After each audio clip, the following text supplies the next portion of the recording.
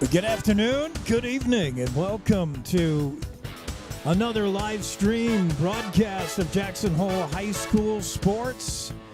We're live at RHS, Riverton, Wyoming, awaiting the start of Bronx and Wolverines. And all the action brought to you by Jackson Lumber, Jackson's original board store. Town Square Inns of Jackson Hole.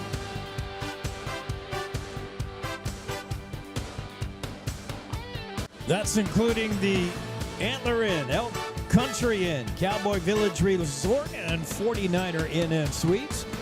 Big O Tires, a reputation you can ride on at the Target Plaza. WYDOT, Wyoming Department of Transportation, keeping our highways safe.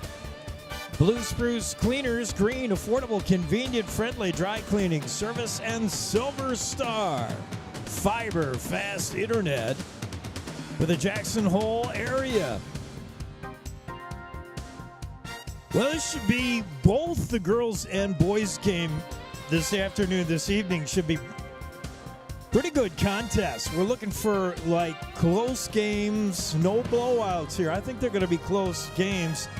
A chance for our girls to get that first elusive win in a long time, and a chance for the boys to get a little bit of redemption and get their first win of the season. It could be some 2 new dubs this afternoon, this evening. Certainly possible. We'll start with the girls. It'll be girls and boys back to back, of course. And we'll set the scene for the girls' game, including keys to the game and players to watch and all that stuff. Coming up on the Bronx Pregame Show right here in Riverton. Live from RHS, we'll be right back with more of the Bronx Pregame Show on the Jackson Hole Radio Sports Network. Experience Jackson Hole like a local while staying at the Antler Inn, Elk Country Inn, Cowboy Village Resort, or 49er Inn and Suites. With the best entertainment, dining, shopping, bars, and brews all in walking distance, you'll never want to leave.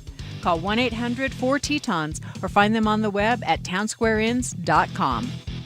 Tired of waiting in ski lift lines? While Silverlight can't fast-track you on the slopes, we can fast-track your internet. With Silverlight Fiber, your connection won't slow down during peak usage. And there's no data cap holding you back. It's like your own VIP lift to everything you love online, 24/7, all season long. Silverlight Fiber is coming to Jackson this spring. Visit silverlight-fiber.com to check if you're next in line.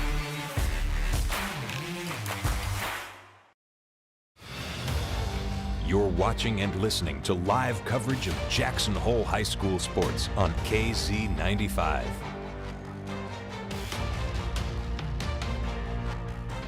Pre-game right here at Riverton High School. It's going to be Lady Bronx and the Lady Wolverines in just about 10 minutes. We're going to tap this one. Let's take a look at our hometown Jackson Hole Lady Bronx first under head coach Olivia Bingham in her first year as the head coach. Jackson is 0-10 on the season overall, 0-3 in conference, and riding something like a 66-game losing streak. We're not going to dwell on that.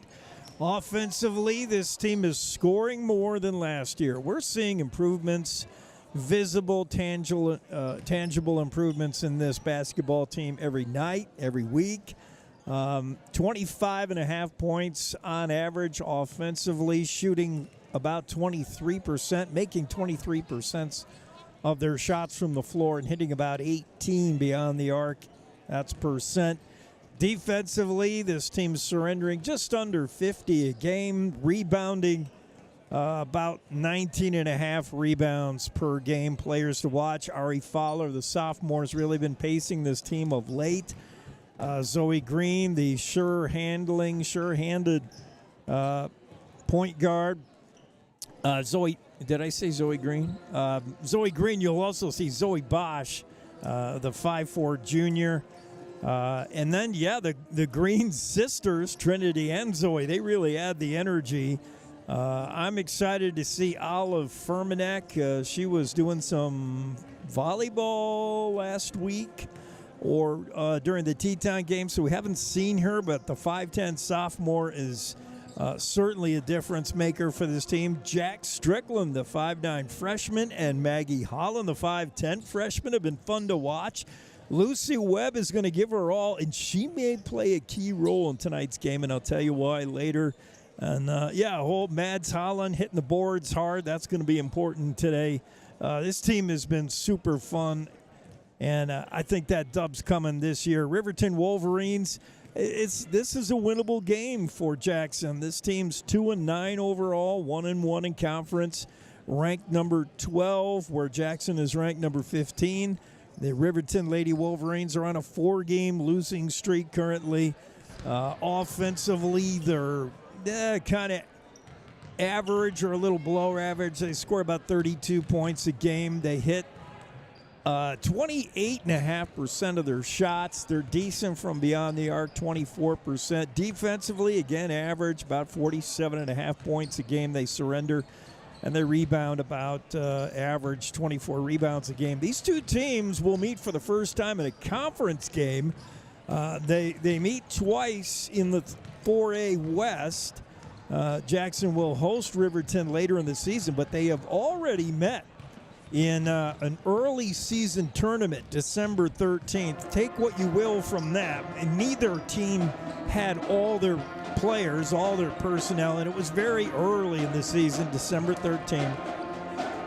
That game went Riverton's way, 44-30, the final there. The all-time matchup between these two teams, Jackson has won 6 of the last 17.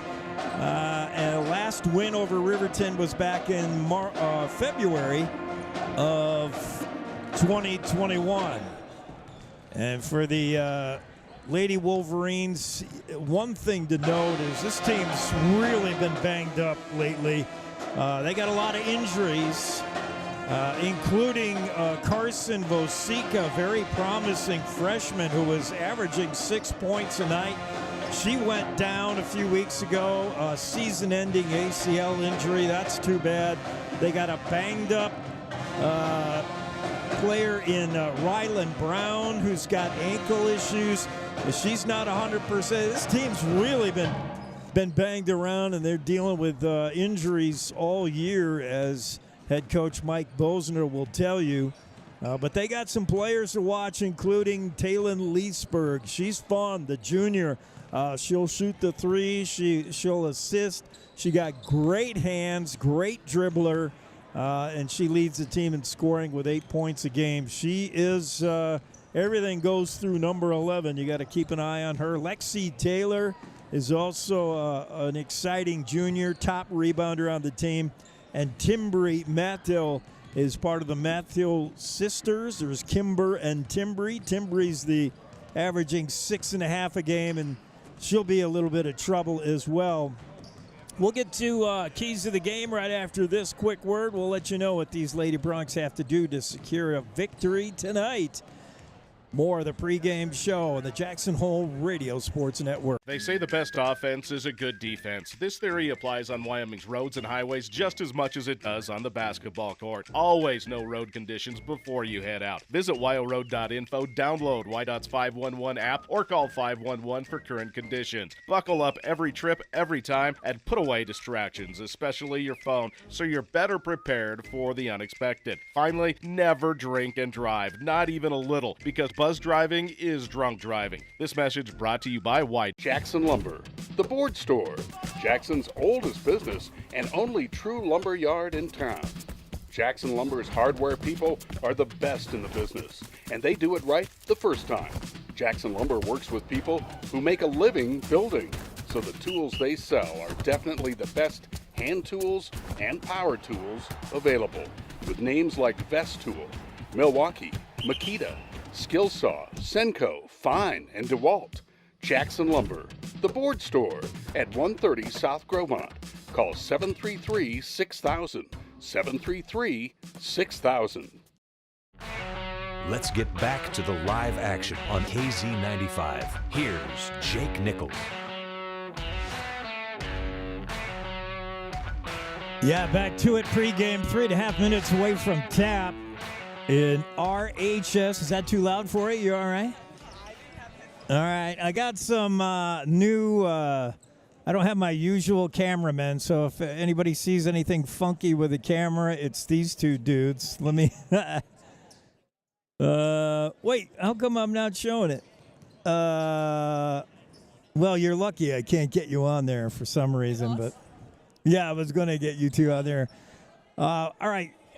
Are you going to talk on there or not? Okay, well, put it on. Yeah, you got to put it on. And put that mic thing down. All right, there you go. You hear me fine? Okay, yeah. What's your name? Liam. Liam's going to be doing color for us. Who's the camera guy, just so we can yell at him when he does something wrong? Mason. Liam and Mason. All right, I'm going to try to remember that. Okay, let's get into the keys of the game. Liam, you tell me if you think I got it right. Here's what I think these girls need to do to get that first win in a long time. Baseline threes and baseline penetration. I think baseline is going to be key against this team, and I'll just tell you, you guys are basketball players. You'll know what I'm talking about. These Riverton Wolverine girls play primarily a 1-3-1 trap, something like it's weird. And they leave only one girl back under the basket, and it leaves baseline corner threes open. If any of the Jackson girls can hit a baseline three, I would suggest you camp in the corner and just wait for somebody to pass you the ball. Lucy Webb is a good baseline driver. I would do a lot of work from the inside out, like get the ball down on the baseline, because I think that zone gets a little, especially if you can stretch that zone out here to the midcourt and then get in behind it. This 1-3-1 zone, I'm not crazy about it. I like the 2-3. I like putting all your bigs like along the baseline. They only have one big back there. They're not real big in Riverton, not a lot of size. So I'm thinking you got to exploit that baseline. The second thing is careful passes. Like a lot of teams, these Riverton Wolverines will steal the ball. If you're not careful about who you're throwing to, they're gonna take it from you. So careful with the passes. Let's let the girls introduce themselves, and we're about ready to get this one going.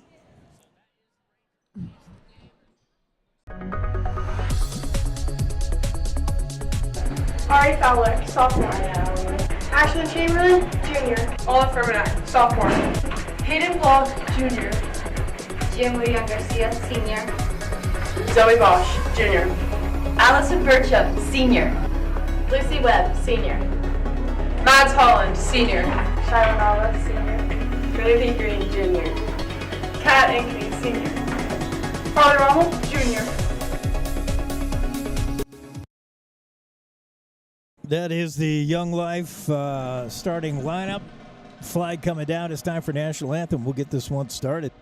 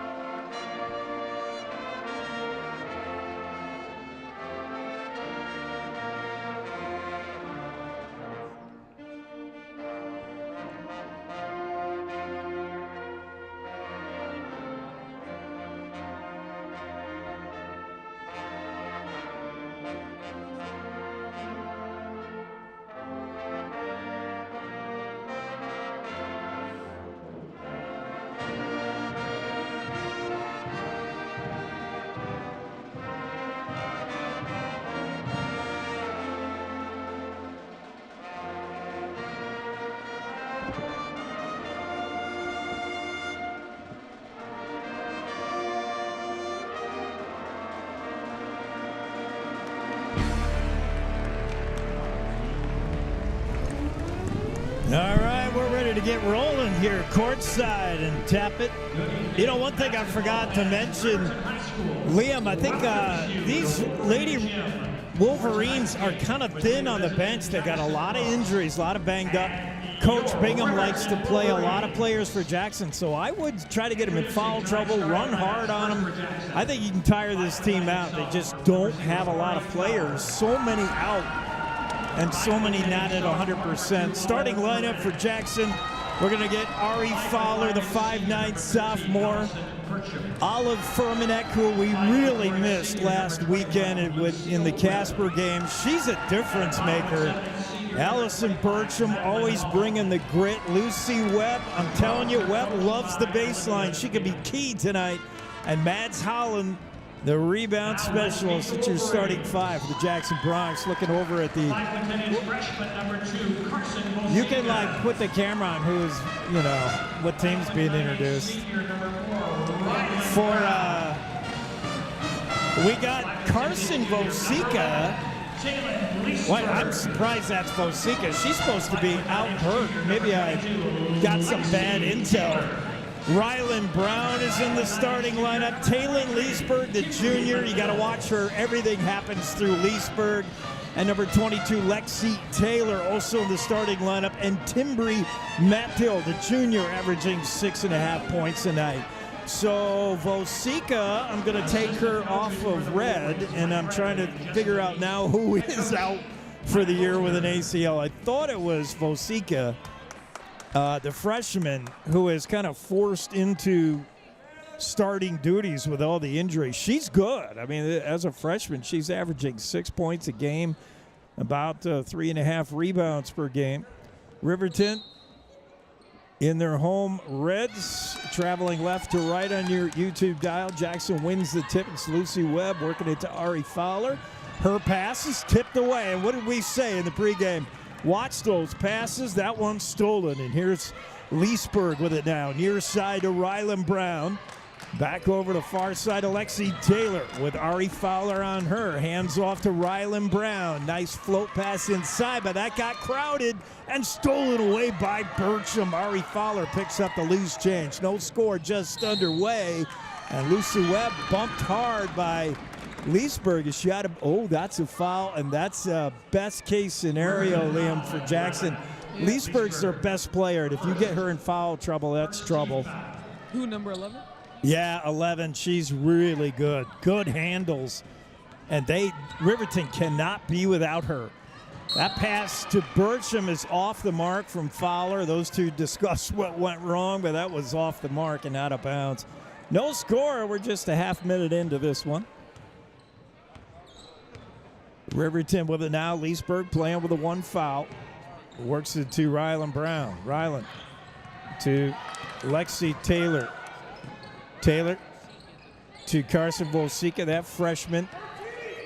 Here's Rylan Brown playing with a bad ankle. She's not 100%, but she can shoot. I'll tell you, if she gets hot, you might want to call a timeout. Oh, nice pass underneath to the freshman Vosika, but she cannot get the layup to go. And Jackson with the rebound, one and done for Riverton. Bad pass, Lucy. And that was Rylan Brown stepping in the way. What did I say in the pregame about keys to the game? Be careful with your passes. Yeah. Riverton will steal passes, but these are like gifts. These are going right to the Wolverines. Got to be careful passing against this team. They got their hands out all the time. Here's Rylan Brown. Baseline floats one inside to Carson Vosika. Back out to Brown. And her shot is off the back iron and out of bounds. And that's going to be, well, a Jackson player must have touched it. I didn't see that. No score. 6:27 to go in the opening frame. This is Lexi Taylor. Inbounds pass to Vosika. Top of the key here to Rylan Brown. Good three-point shooter. Far side, Mathill. Mathill drives the block. Now she got shut off, and she walked a little. She shuffled. You think so, Liam? Travel? Nah. Nah? I wouldn't say so. It wasn't a lot. Yeah. Well, we'll take it, though. Ari Fowler into Lucy Webb. Webb, bounce pass to Furmanek, and stolen away again. Another bad pass. Fast break for Riverton doesn't materialize. A nice job by Ari Fowler to dig in there and get a jump ball. Ari, like her brother, known for the three-point shot, but she also, like her brother, can play some defense for sure. There's Lexi Taylor, top of the key. Furmanek watching her. Now near side, Rylan Brown. Brown guarded by Holland. Corner to the guard, and that goes inside to Timbri Mathill, I believe. No, that was Lexi Taylor, and a foul. And who's that on? Olive Furmanek. Her first, team first. Riverton ball, and there's a reach in by Mads unless they're calling a jump. No, so 2 quick fouls on the Bronx, and that's going to be on Mads Holland. Jackson can afford fouls a little better than Riverton, I would think. They got a deep bench. Rylan Brown with it now, drives left side, baseline, up and in, and 3, a chance for the extra. Furmanek. Nice drive by Brown, and they're going to get Olive with her second foul in a hurry, and now they got to go get her. It'll be Kat Ankeny who will replace Olive Furmanek with a quick 2. To the line is Brown, 44% free throw shooter, the junior. And it's, better update my score, 2-0, and she's got that. 3-0 Riverton. 5:40 to go in the first.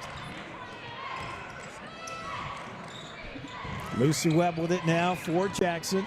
Webb pulls up the dribble, finds an open Fowler. Ari's going to drive right down Broadway. I like that. Nobody picked her up. And an easy 2 for Ari Fowler. Riverton with it now. Timbri Mathill with a strong post move. Bumped, didn't get the shot off. Here's Brown again. And now a shot from Taylor, and she's got it, and the foul. Oh, boy. Lexi Taylor, the junior, made that shot. She was fouled. That's on Fowler. Her first. Jackson has 4 fouls in the first 3 minutes. Taylor to the line, 29% free throw shooter. That's dreadful, Liam. Yeah. Oh, but she got it. I jinxed her in a good way. Darn it. 6-2.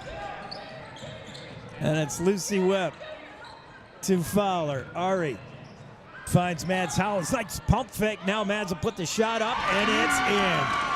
Boy, that's a basketball move right there. The pump fake is killer. It gives yourself a little bit of breathing room. It was a pretty good move. Yeah, it was. Riverton with it now. Pass floated inside to Lexi Taylor. Now back out to Lee Sway. Her 3 is too strong. But the rebound on the backside, Timbri Mathill. Another chance at it. Taylor off the glass and in. Lexi Taylor.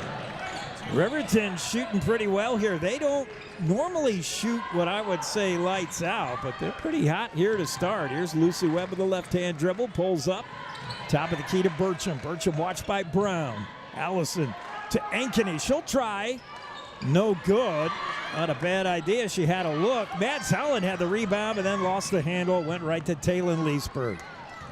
Leesburg brings it across the timeline. Lucy Webb picks her up. Pass floated inside. Good job by Ankeny to try to deny that pass to Lexi Taylor. And then Kat, I think, eventually committed the hurt. No, it's going to be on Mads Holland. Wait, Jackson, that's a lot of fouls early, Liam. How many she has only 1, right? She's only got 1, but it's 5 team total. We're already in the bonus, and we're halfway through the first. Kimber Mathill to the line. Her shot is no good. Kimber, I believe, is the younger of the Mathill sisters. I don't know her grade, but I'm guessing younger. I'm not sure, but Kimber, 78% free throw shooter, and she misses them both.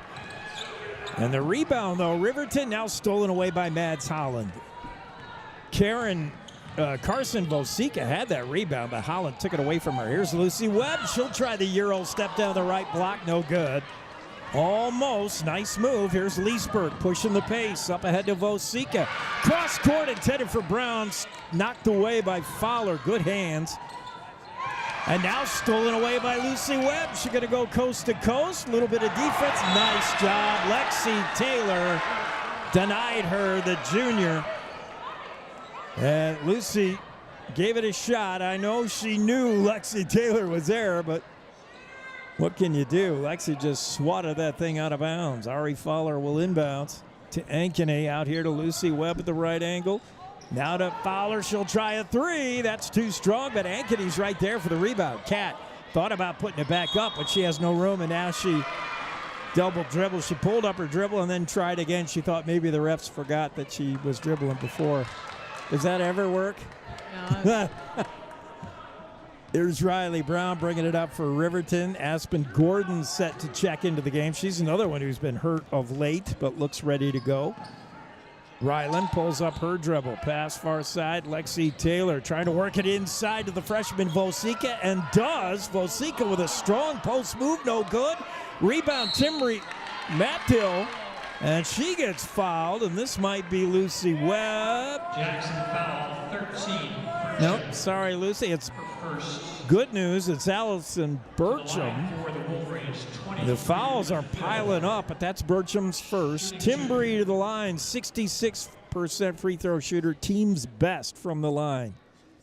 And she's off there. Substitution. And now Aspen Gordon checks in for the freshman Carson Vosika.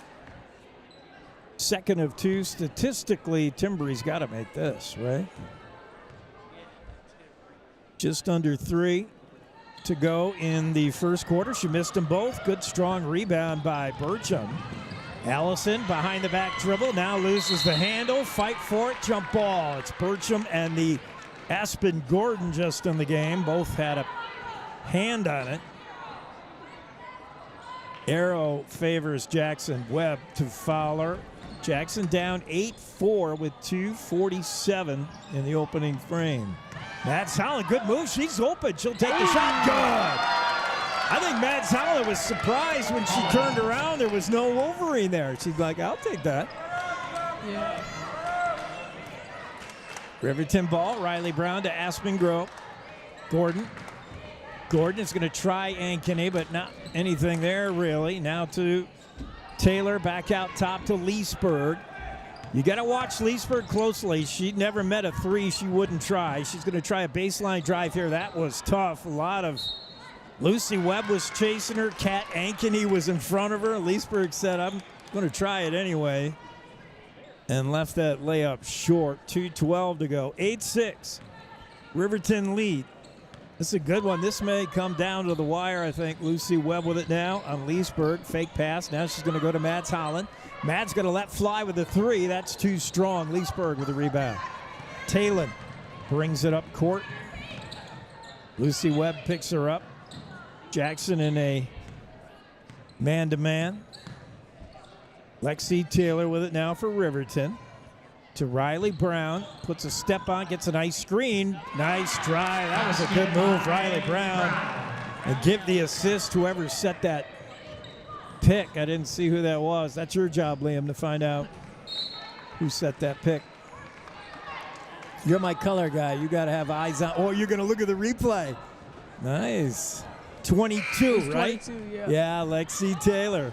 Good job. 10-6, minute and a half.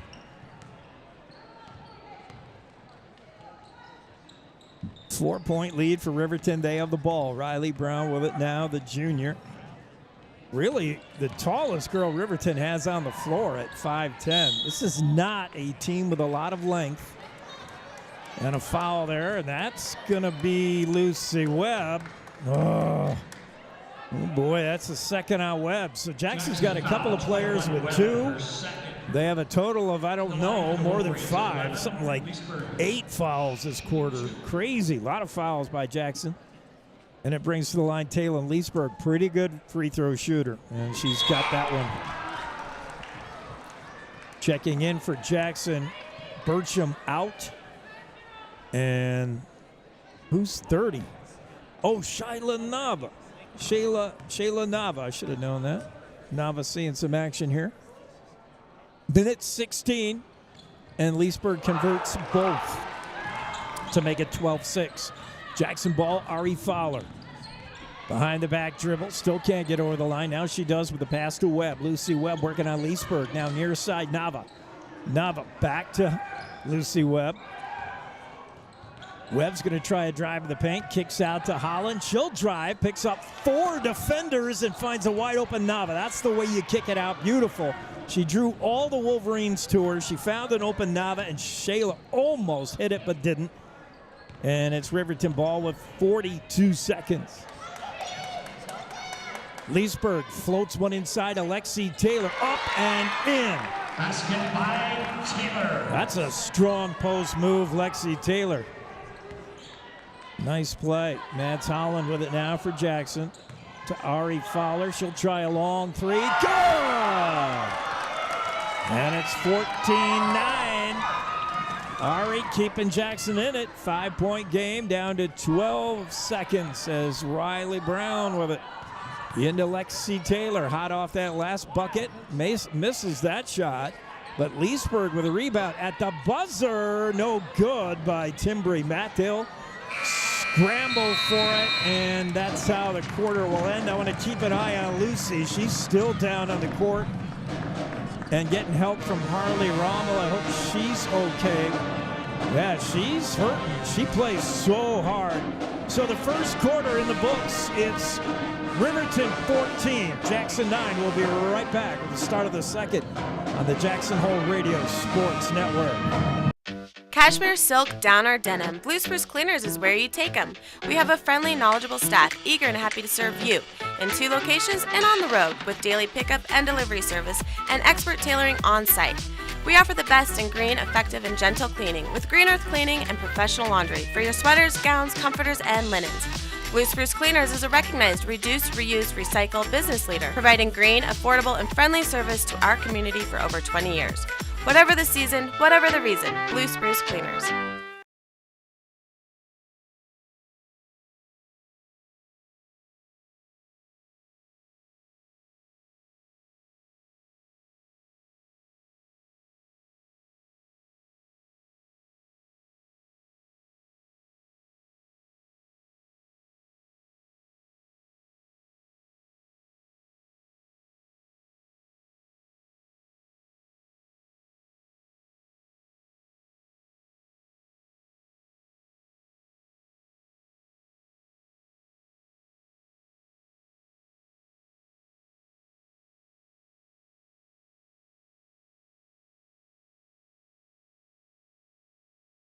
Now for the Riverton Wolverines. She's going all the way for the Big Red. Despite being hobbled a little bit with an ankle, she's looked good tonight. Leesburg back to Brown, baseline. Holland watching her. Mads thought about swatting at it. Baseline drive, Brown. She stepped, and the ref saw that one. Gets her for the walk. Just underway here in the second quarter. Lady Bronx trail by 5.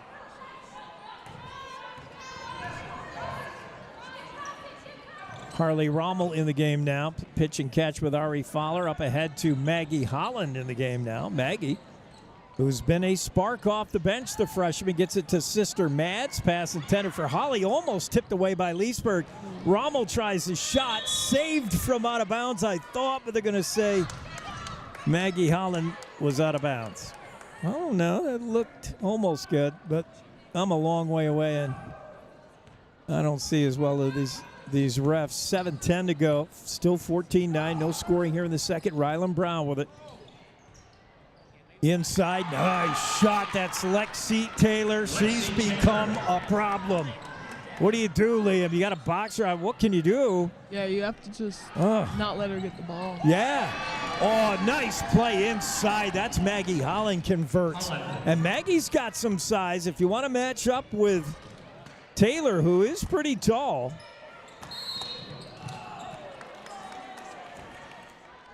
Maggie Holland, for a freshman, every time off the bench, she contributes almost immediately. That's another foul on Jackson. This time it's Maggie Holland. She has one to give, or she has a lot to give. That's her first. 6:43 to go. 16-11, still a 5-point game. Leesburg inside to Taylor. Kick out.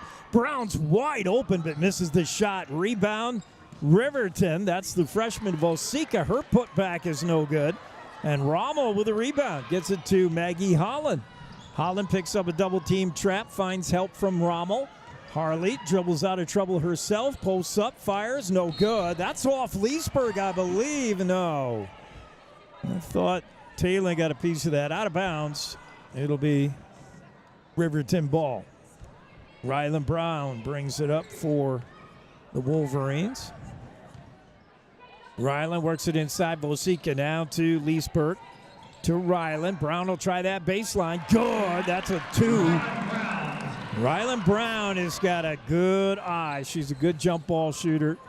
Good jump shooter. That's Mads Holland in the corner. She gets a nice shooter's roll to answer. It's 18-13. Both teams trading buckets here with 5:50 left in the half. Talon Leesburg happy to slow things down. Burcham on her. Nice screen from Brown. That's the old give and go. Ryland Brown buries the 3, and it's, they're going to say 2. I was going to give her the 3. 20-13. And a turnover by Jackson is going to give the Wolverines the ball back. Returning for Jackson. And a timeout on the floor. We'll stay here so we can hear Liam give his analyzation. It's 20-13 Riverton. What are the Lady Broncs doing right so far? What do you think? Making some good shots. They're getting good looks. I mean, they're taking good shots. And when they get them, they're pretty much making them. Yeah, they're making a lot of good shots.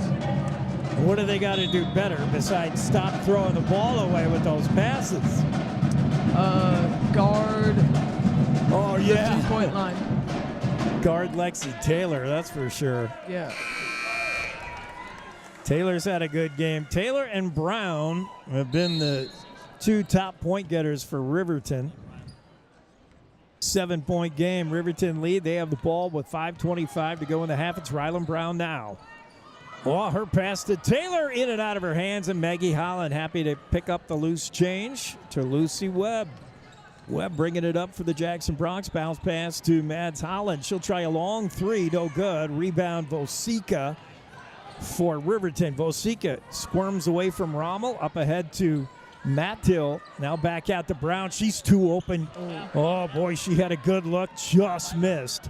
And now the rebound from Tinbury, Mattill. And it's up and in. You cannot give Riverton second chances. You got to hit the boards harder.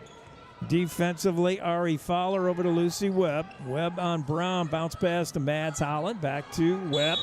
Oh, there's a reach in there by Tinbury Mattill, I believe. And she'll pick up the foul. And finally, a Riverton foul. Aspen Gordon will check in along with Kimber Mattill, replacing Brown and Lexi Taylor. So the 2 top scorers from the Wolverines sit. Good news for Jackson. Ari Fowler with the ball. Cross-court pass. Oh, nice job by Rommel to track it down. It was high. Now pass intended for Webb. Holland grabbed the loose ball. Mads Holland's 3 is too strong. And the rebound, Harley tried, but it went out of bounds. Riverton ball. Jackson was making shots. Now they might be in a little bit of a cold spell here. Aspen Gordon with the ball now to Leesburg. Leesburg over the line. Leesburg, such a good ball handler. Tinbury Mattill with it now. She's in a little bit of trouble. Fowler's just all over her. Ari with good defense. There's Aspen Gordon. Gordon driving on Mags. There's Leesburg with a long 3, no good. Leesburg not feeling it yet, but she can get hot from beyond the arc. But not yet. Lucy Webb with it just under 4 minutes ago. Now Ari Fowler, long 3 is good. Oh, baby, that was a Caitlin Clark 3. Yeah, that was pretty long. I mean, she didn't even waste time, right? That's how Caitlin Clark does it. She's just like, I'm good enough, and just launches from like 6 feet behind the arc. That was a big one. Fowler tried to save that, bangs into the scorer's table. Ari's playing basketball. She's come here to get a win. Returning for Riverton. 3:35 to go in the half, 22-16. Riverton, and we have a timeout on the floor, and we'll take it with it. We'll be right back with more basketball on the Jackson Hole Radio Sports Network. One good play can improve a team's chance of winning the game, and when executed properly over and over again, that play can take a team far. One good decision when you get behind the wheel can do the same. Approximately half of the people who lose their lives on Wyoming roads each year were not wearing a seatbelt. Stay in the game, Wyoming. Buckle up every time you get in your vehicle. It's a winning play. This message brought to you by WYDOT. Voice of the Jackson Bronx, Jake Nichols on KZ95.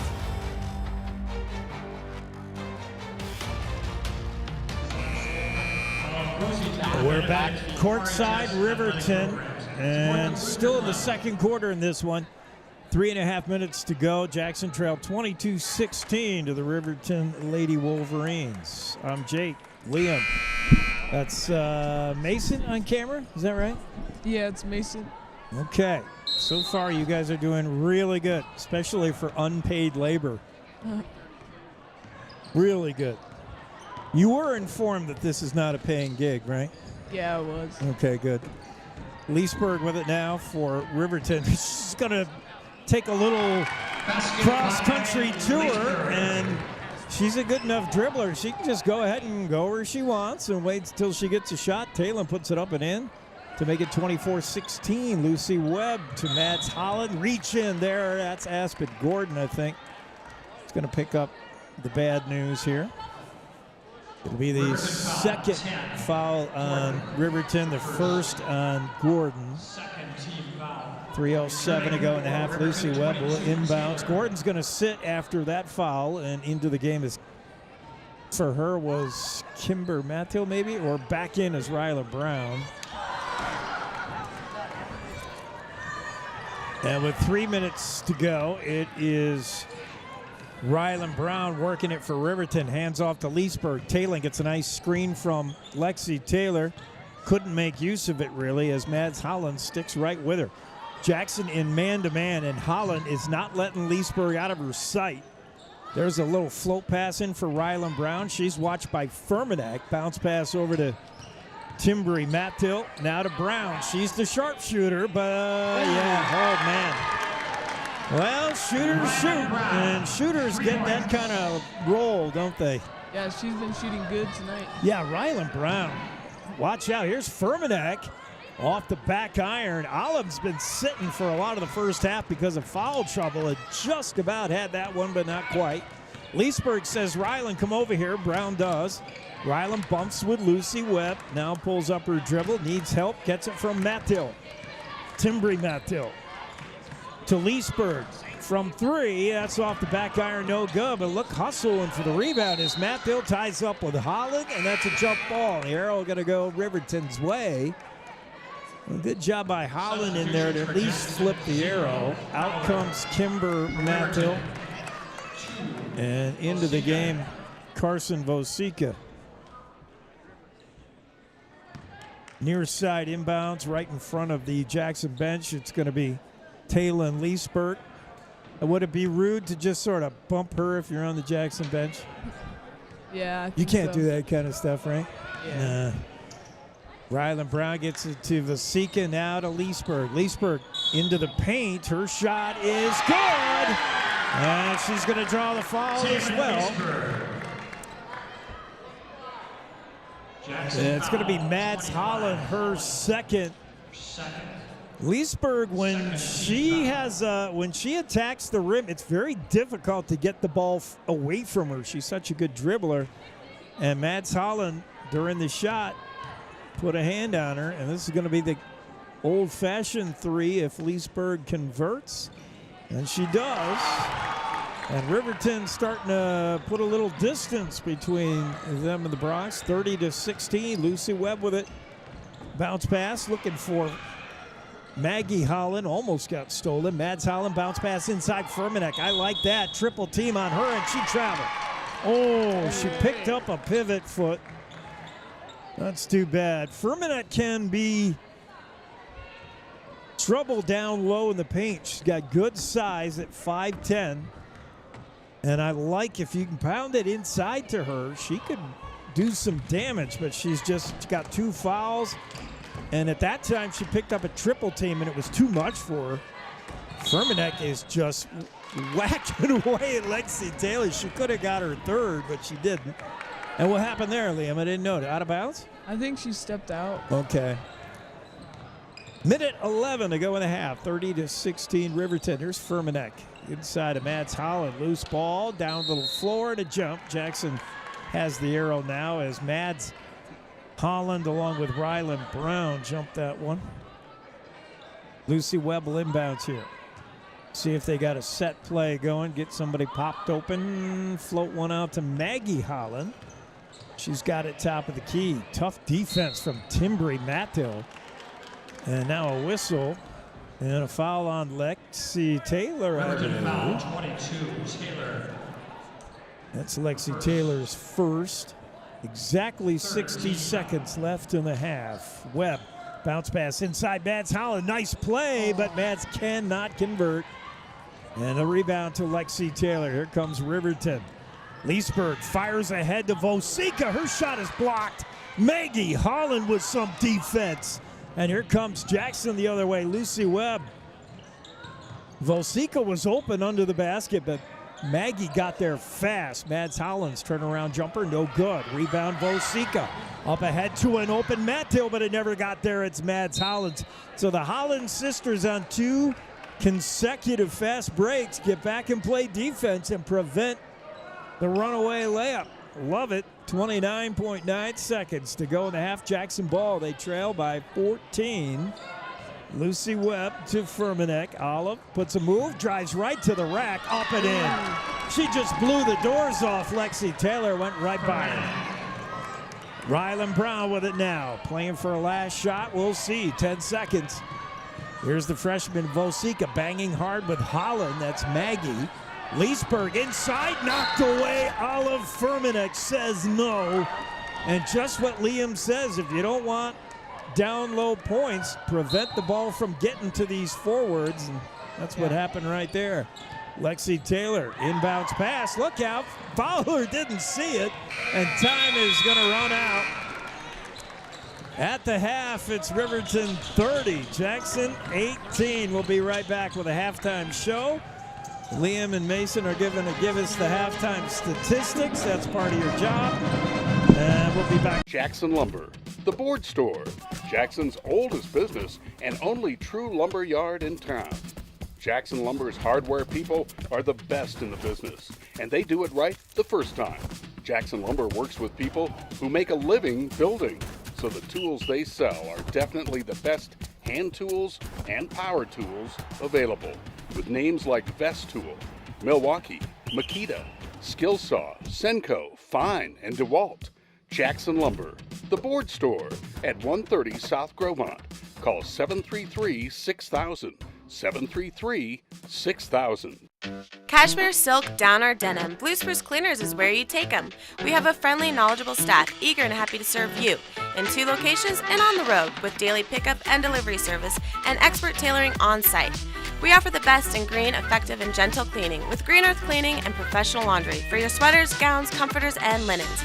Blue Spruce Cleaners is a recognized reduce, reuse, recycle business leader, providing green, affordable, and friendly service to our community for over 20 years. Whatever the season, whatever the reason, Blue Spruce Cleaners.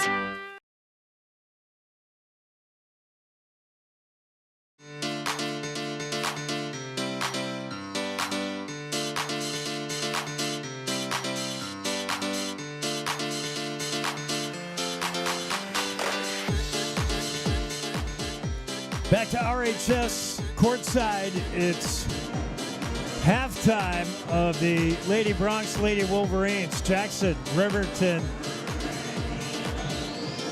And the score at the half, Riverton 30, Jackson 18. This one was close for a little bit.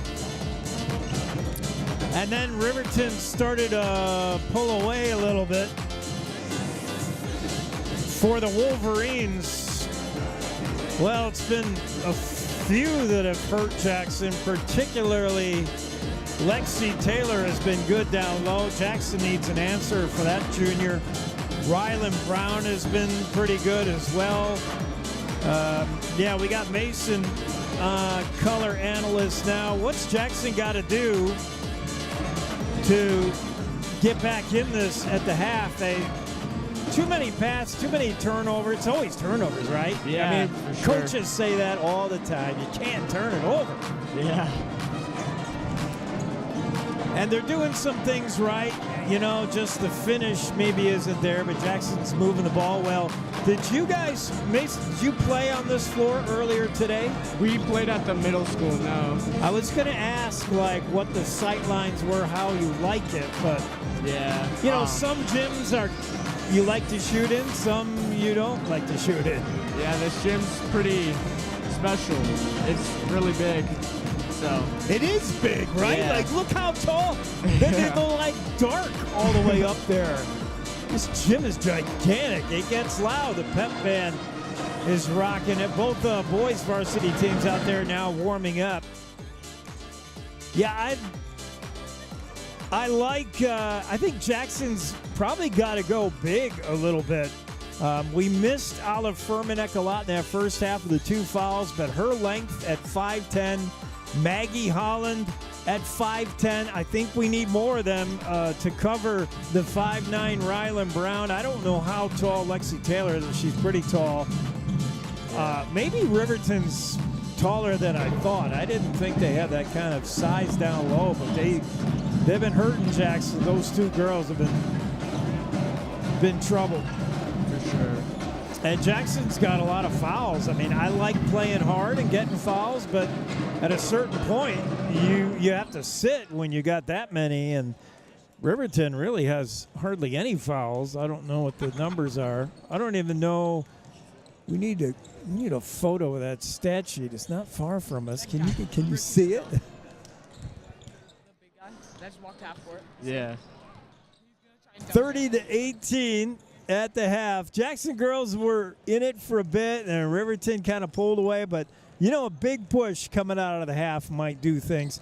How much, what can you do coming out of the half? What kind of adjustments can Coach Bingham make? And can you come out, like, with a different energy and attitude? I don't know, Mason. How much can change at halftime and you come out in the third? I think we just need more shots put up for sure.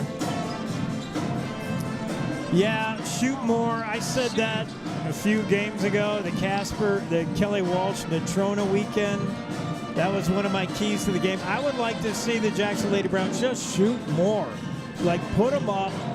Because the more you pass around, if you're not great at passing, and if the other team's got hands and steal, you're just inviting trouble. Like, get into your half court, and the first open look you got, let it fly. For sure. 30-18 at the half. We'll take another quick break and come back, talk more about the halftime show. Don't forget the boys coming up right after this, and that should be a good one. Last time these 2 teams met, it was early in a tournament action. 45-40, Riverton won that. I want to say it was in overtime. Do you remember? That's back on December 13th. I do not know. And I don't think either team had all their lineup. Like, there were some people missing. So how much can you take away from the 45-40 game? I don't know. But this is the first time it really counts as we're in conference play. This is a big one. First time Jackson will play Riverton in conference. Jackson's still looking for that first win of the year overall. The boys are, and the girls. And still in need of those conference wins. This is an important game. Huge for the Jackson boys. We'll be right back with more girls action at the half. It's Riverton 30, Jackson 18 on the Jackson Hole Radio Sports Network. They say the best offense is a good defense. This theory applies on Wyoming's roads and highways just as much as it does on the basketball court. Always know road conditions before you head out. Visit wyoroad.info, download YDOT's 511 app, or call 511 for current conditions. Buckle up every trip, every time, and put away distractions, especially your phone, so you're better prepared for the unexpected. Finally, never drink and drive, not even a little, because buzz driving is drunk driving. This message brought to you by YDOT. Jackson Lumber, the board store, Jackson's oldest business and only true lumber yard in town. Jackson Lumber's hardware people are the best in the business, and they do it right the first time. Jackson Lumber works with people who make a living building, so the tools they sell are definitely the best hand tools and power tools available, with names like Vest Tool, Milwaukee, Makita, Skillsaw, Senco, Fine, and DeWalt. Jackson Lumber, the board store at 130 South Grovemont. Call 733-6000 733-6000. Coverage of Jackson Bronx sports continues with Jake Nichols on KZ95.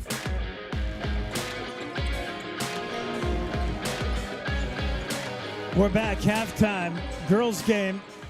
I'm Jake. Liam's rocking the camera now. Mason's with us. Mason, you've got two players in particular for the Wolverines that are hurting you, Rylan Brown and Lexi Taylor. And I think they're doing most of their damage down low in the paint. And Jackson's been in man-to-man, I think, for the whole game. Do you switch it up? What is the difference? If you go zone, can you stop their bigs and challenge them to shoot from outside? Or do you just keep man-to-man and keep your best cover people on their best shooters? Personally, I think we should stay in man because they definitely had some threes and they're just going to allow more. Yeah, Mads Holland looks like she's drawn the assignment on Rylan Brown, who's dangerous from both beyond the arc and in the paint. And I'm not sure who Coach Bingham has on Lexi Taylor, but you like going man, just make their life miserable with that one person. Yeah. Let's see how Jackson does it. Well, no matter how well you defend and shut down Brown if you can, and shut down Taylor if you can. Lexi Taylor is bigger than I thought. Rylan Brown's 5'9". Taylor looks like she might be 5'11". I don't have the height on all these girls. Yeah, the harder you shut them down, you still got to score. I mean, this game's still about scoring, and you've got to, these shots got to fall. We're ready to get this second half started for the Jackson Lady Bronx. Looks like they'll send out the starting five. It's Olive Firmanek, Ari Fowler, Lucy Webb, Mads Holland, Ellison Burcham. Jackson in their road blacks trimmed in orange and white for the Riverton Wolverines, and the home whites trimmed in red, the big red machine. And starting lineup for them as well, Lexi Taylor, Taylon Leesburg, Timbri Mathiel, Rylan Brown. And who am I missing? The freshman Carson Vosica, who has looked good. 6 points a game for a freshman who wasn't supposed to be on this varsity team if it wasn't for the injury problems. And here's Jackson. Ari Fowler to start. That's a good way to come out of the gate for the third. Nice layup. Leesburg pushing the pace for Riverton. Baseline drive. Timbri Mathiel, no good. Leesburg rebound. Back out to a wide open Taylor. But she misses.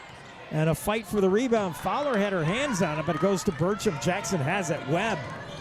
Lucy with it now to Ari Fowler. Leesburg going for the steal. That leaves Ari open. That's a way to start the game. The second half, anyway. So far in the second half, it's Fowler 5, Riverton nothing. Ari is feeling it in the third. Here's Vosica. 15-footer off the back iron, no good. Lucy Webb with the rebound. Bumps hard with Carson Vosica right away, and I think that's on Carson. It is.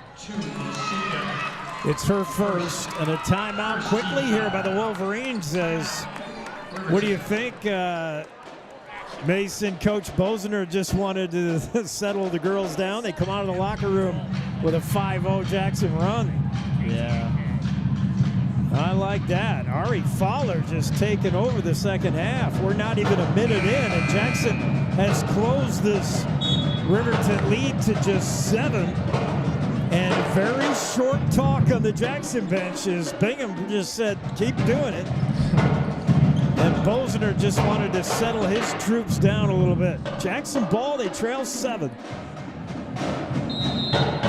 No pressure. Neither team is really full court pressed at all. Not a lot of pressure. Riverton falls back in the half court. This is Olive Firmanek. Strong post move, but it won't fall. And a good rebound by Lexi Taylor. Leesburg, she is always looking to push the pace. And stolen away by Mads Holland.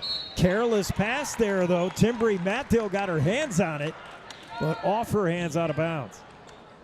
Leesburg, every time that junior point guard has the ball, she's running up court as fast as she can.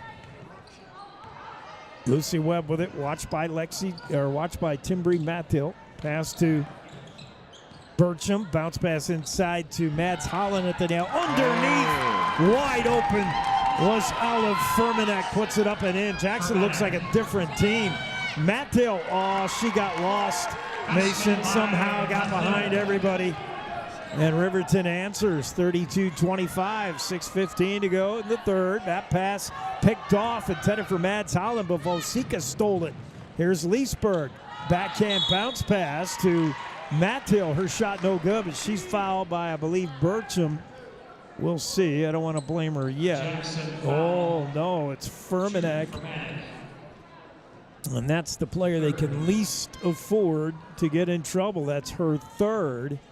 Olive Fermanek, who had to sit significant minutes in the first half. And Mathill Timbri, the junior, makes that, and it's time to go get Fermanek. Olive plays hard. She's going to get fouls. That just comes with the biz. But 3 already, that's not a good sign. Meanwhile, Mathill made the first. She's the team's best free throw shooter, and you see why. She buries both of them. 34-25, back to a 9-point lead. Ari Fowler, double team trap, floats one to Lucy Webb, who tried to save it but could not. Riverton will try to trap you a little bit. Fowler kind of panic pass to Webb. It was off the mark and a turnover. Here's Rylan Brown. 6 minutes to go in the third. Rylan being watched by Lucy Webb. Jackson still in that man-to-man as Mason points out. And that shot by Lexi Taylor, no. And the rebound, Mads Holland. Lucy Webb doesn't have numbers. She'll try it now, turn around. Rylan Brown just pestering her. Mads Holland coughs it up to Rylan Brown. Coming the other way, it's Riverton. Coast to coast, bounce pass inside, and Vosika lost the handle. Off her hands, I thought, but they're going to say a Jackson player got a hand on it. Lexi Taylor will inbound. 5.5 minutes to go in the third. Lexi floats one top to Mathill. Rylan Brown with it now. Rylan pulls up the dribble, passes to an open space, but Mathill went and got it. Her layup is no good. Good defense by Holland, who also comes down with a rebound, and that would be Maggie Holland. Now Lucy Webb jabbing from behind is Timbri Mathill. Fowler lets a 3 go, but partially blocked by Rylan Brown. Brown wants a home run pass, but Leesburg said, no, you're being too closely guarded by Webb. Meanwhile, that shot from Mathill off the mark. Rebound Jackson. It's Lucy Webb to Burcham. Double team trap to see if Allison can dribble out of it. She does. Nice job. That's hard to do, Mason, dribble out of a double trap. Sure. Now Burcham's going to tie up with Taylor Leesburg, and the arrow is going to go Riverton's way.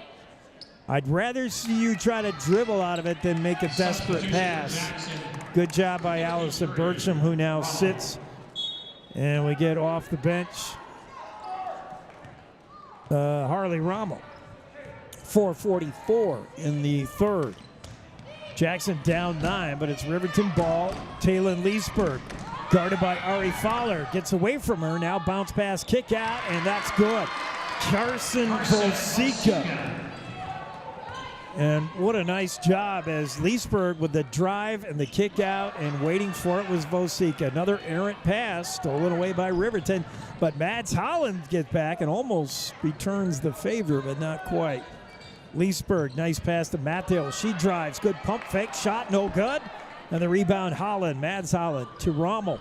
Rommel ahead to Ari Fowler. Fowler working that far side. Now she's going to come right in the paint. No, to Lucy Webb. She'll try a long 2.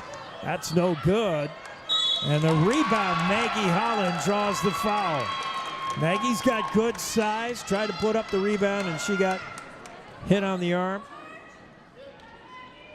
And it's on Carson Vosika, her second. Maggie to the line on the year, 1 for 2 from the free throw line. And that one's good.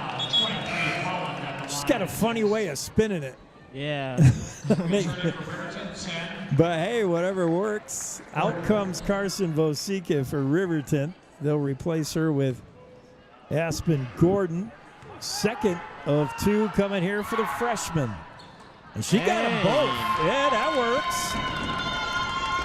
Just under 4 to go. Jackson has cut it to 9. Leesburg to Rylan Brown. She's been the money maker so far to Taylor. She's the other high scorer. Maggie Holland swatting at it. Taylor puts it up, no good. And Maggie with a rebound. It's Maggie Holland's world. We're just living in it. Fowler over to Mads Hollins. Wide open. Harley Rommel 3. It's just short. And the rebound fought over by Taylor and Brown, so it goes to Jackson. And Maggie Hollins is the beneficiary as she puts up the shot. It won't go, but she's fouled. Riverton foul. Tough. When 2 people on the same team go for the, what can you do? It happens a lot. The line, Jackson 23, Holland. 2 shots.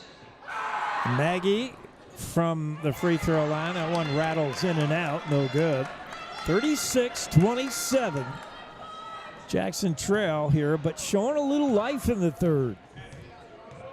With 3:25 to go. Maggie's second is off the mark with a rebound is Harley Rommel. She'll put it back coming in. Harley Rommel with a strong move. The board in the bucket. And the visiting crowd likes it. Taylor and Leesburg to Rylan Brown, top of the key. Rommel on her now. We'll see how that matchup goes. As Leesburg puts a move on Lucy Webb, drives the paint. Nice bounce pass inside to Taylor. Oh boy, that was pretty. And it's Lexi Taylor again to make it 38-29. Mads Hollins looking for her sister. I don't think Maggie was ready. And it goes into the hands of Leesburg. Nice lead pass for Mathill, but it's out of bounds. Boy, Leesburg is so good at distributing. The way she passes to just open places and lets her players go get it. It's like a go ball in soccer. It's just like, I'm going to throw it here, you go get it. That's a lot of faith to throw one to nobody. Timeout on the floor. And maybe we'll go. No, we'll stay here. It's a short one. With 2:41 to go in the third, I like Jackson's new look coming out of the locker room. They look better. They look good. 38-29. It's a 9-point game. Certainly Jackson's within reach. Plenty of time. I mean, are you worried down 9? You can erase a 9-point lead pretty easily, right, Mason? Get a couple threes and we're right up there. On the road, is it hard to play a road game like this, like during the week, and it's just one game? You travel all the way to Riverton. Is it hard or not really? You got to get out of school. Yeah, this is final week for us. So definitely more tired than usual. So, got it. Yeah. Got it. Rommel's in trouble, gets away from Rylan Brown. Rommel puts it up and in. Harley Rommel, are you kidding me?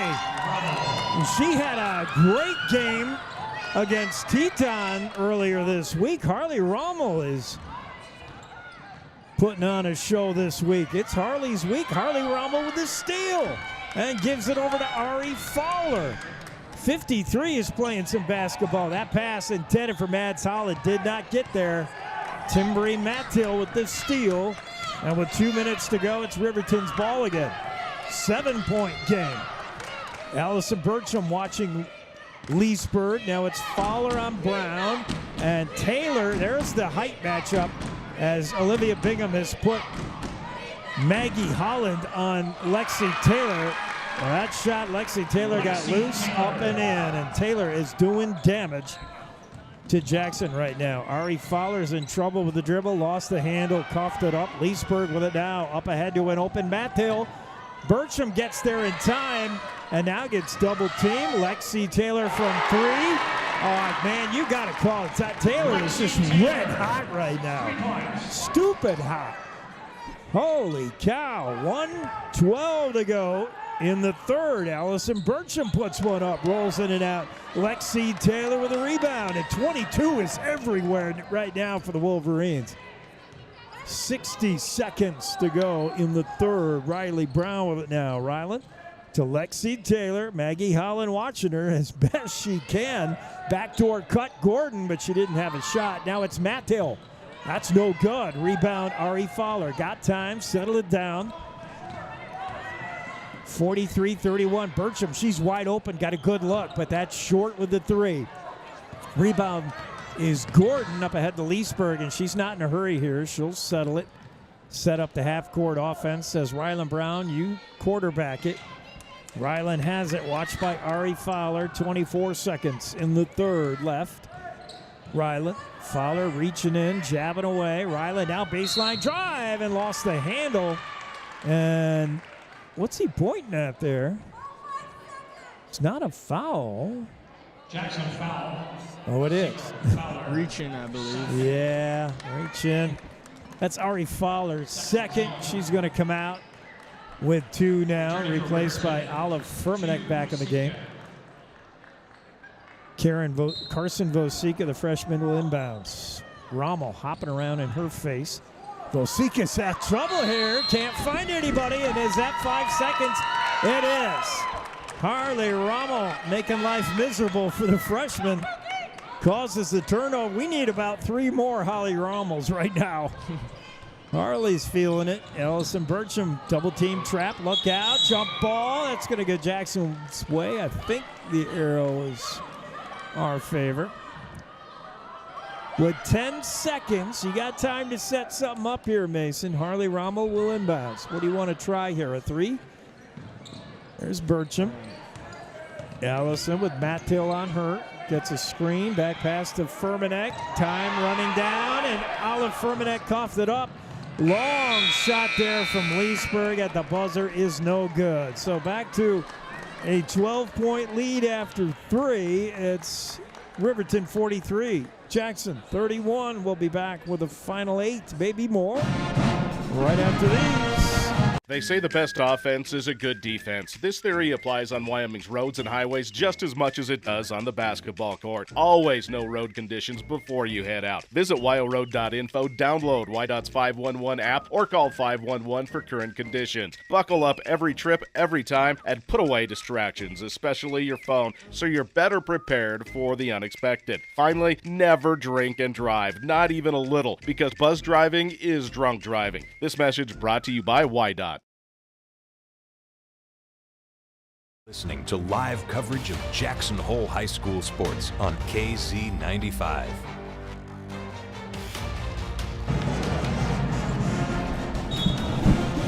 We head to the fourth in a loud RHS gymnasium.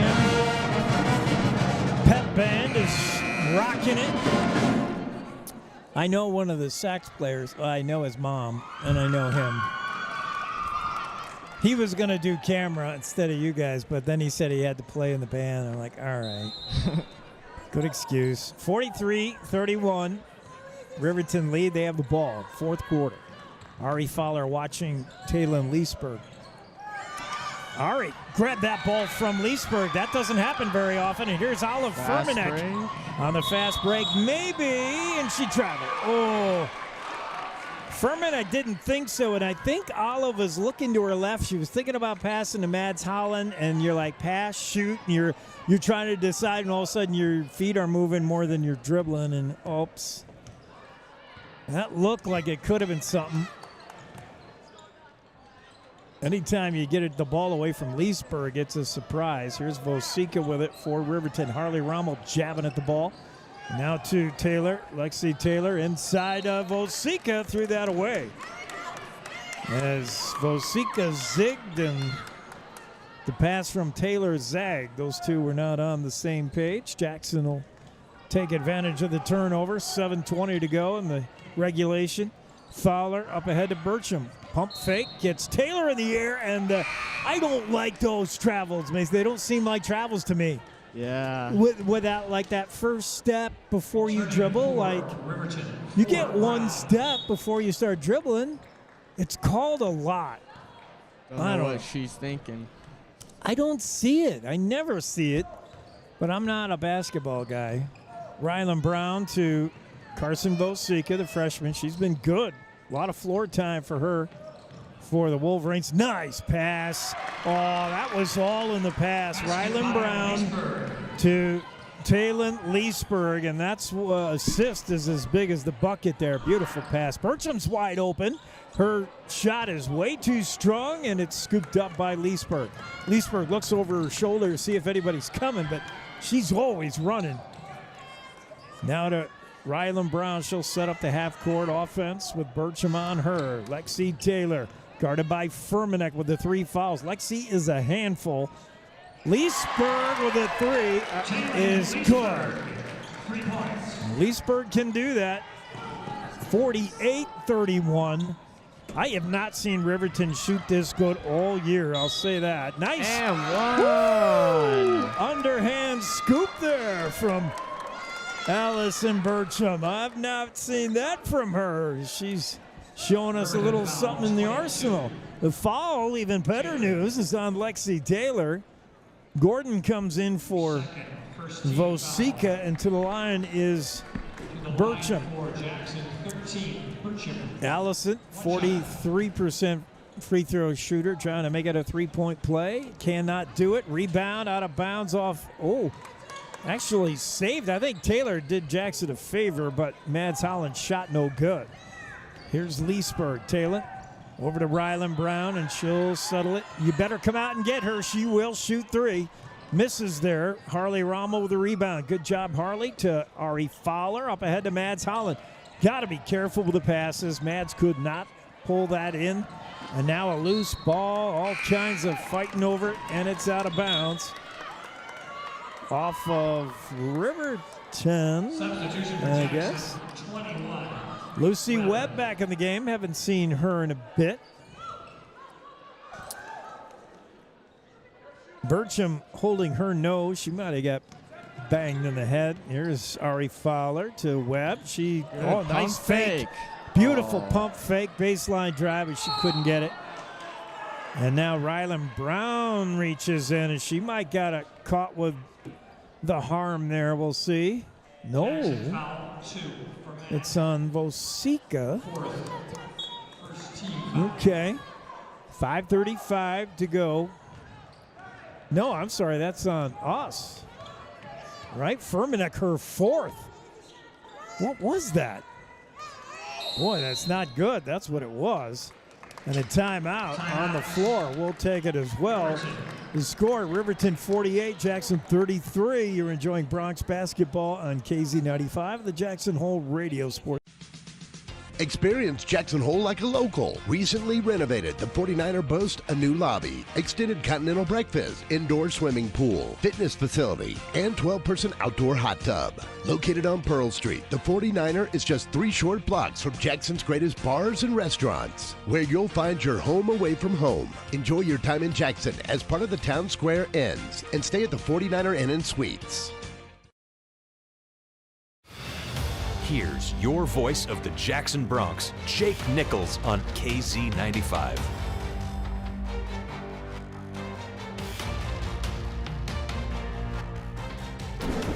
Back to the action. Jackson coaches spent that entire timeout break talking mainly to Mads Holland and a little bit to Harley Round, and I think it was all about defense, Mason. I'm not sure. Because, I mean, you need everything now if you're Jackson. You got to play better defense, and we need some points down 15. Sure. Riverton's scoring like I've never seen them score. They're having a good game offensively. Coach Bosner's got to be happy. As Lexi Taylor has it now. Olive Furmanek, even with the 4 fouls, is playing some good defense. Here's Leesburg to Taylor. Lexi Taylor turns, and I thought she walked, but it's going to be a reach-in, and that's Furmanek again, who turns to her coach and says, I don't know what I'm doing wrong, but she's done. It'll be 5 on Olive Furmanek. I like her game. She's aggressive defensively. She's going to foul out probably half the game she plays, but I like it. Leesburg gets shoved by Lucy Webb, and might be a little frustration settling in as Lucy got her money's worth on that one. Her 3rd. Jackson foul, 21. Leesburg to the line, pretty good from the stripe. with 5:07 to go. Talon lines it up and gets it to dribble out. No good. The junior, this is a young team. There's not a senior on this team at all. I think they had one who's out for the year.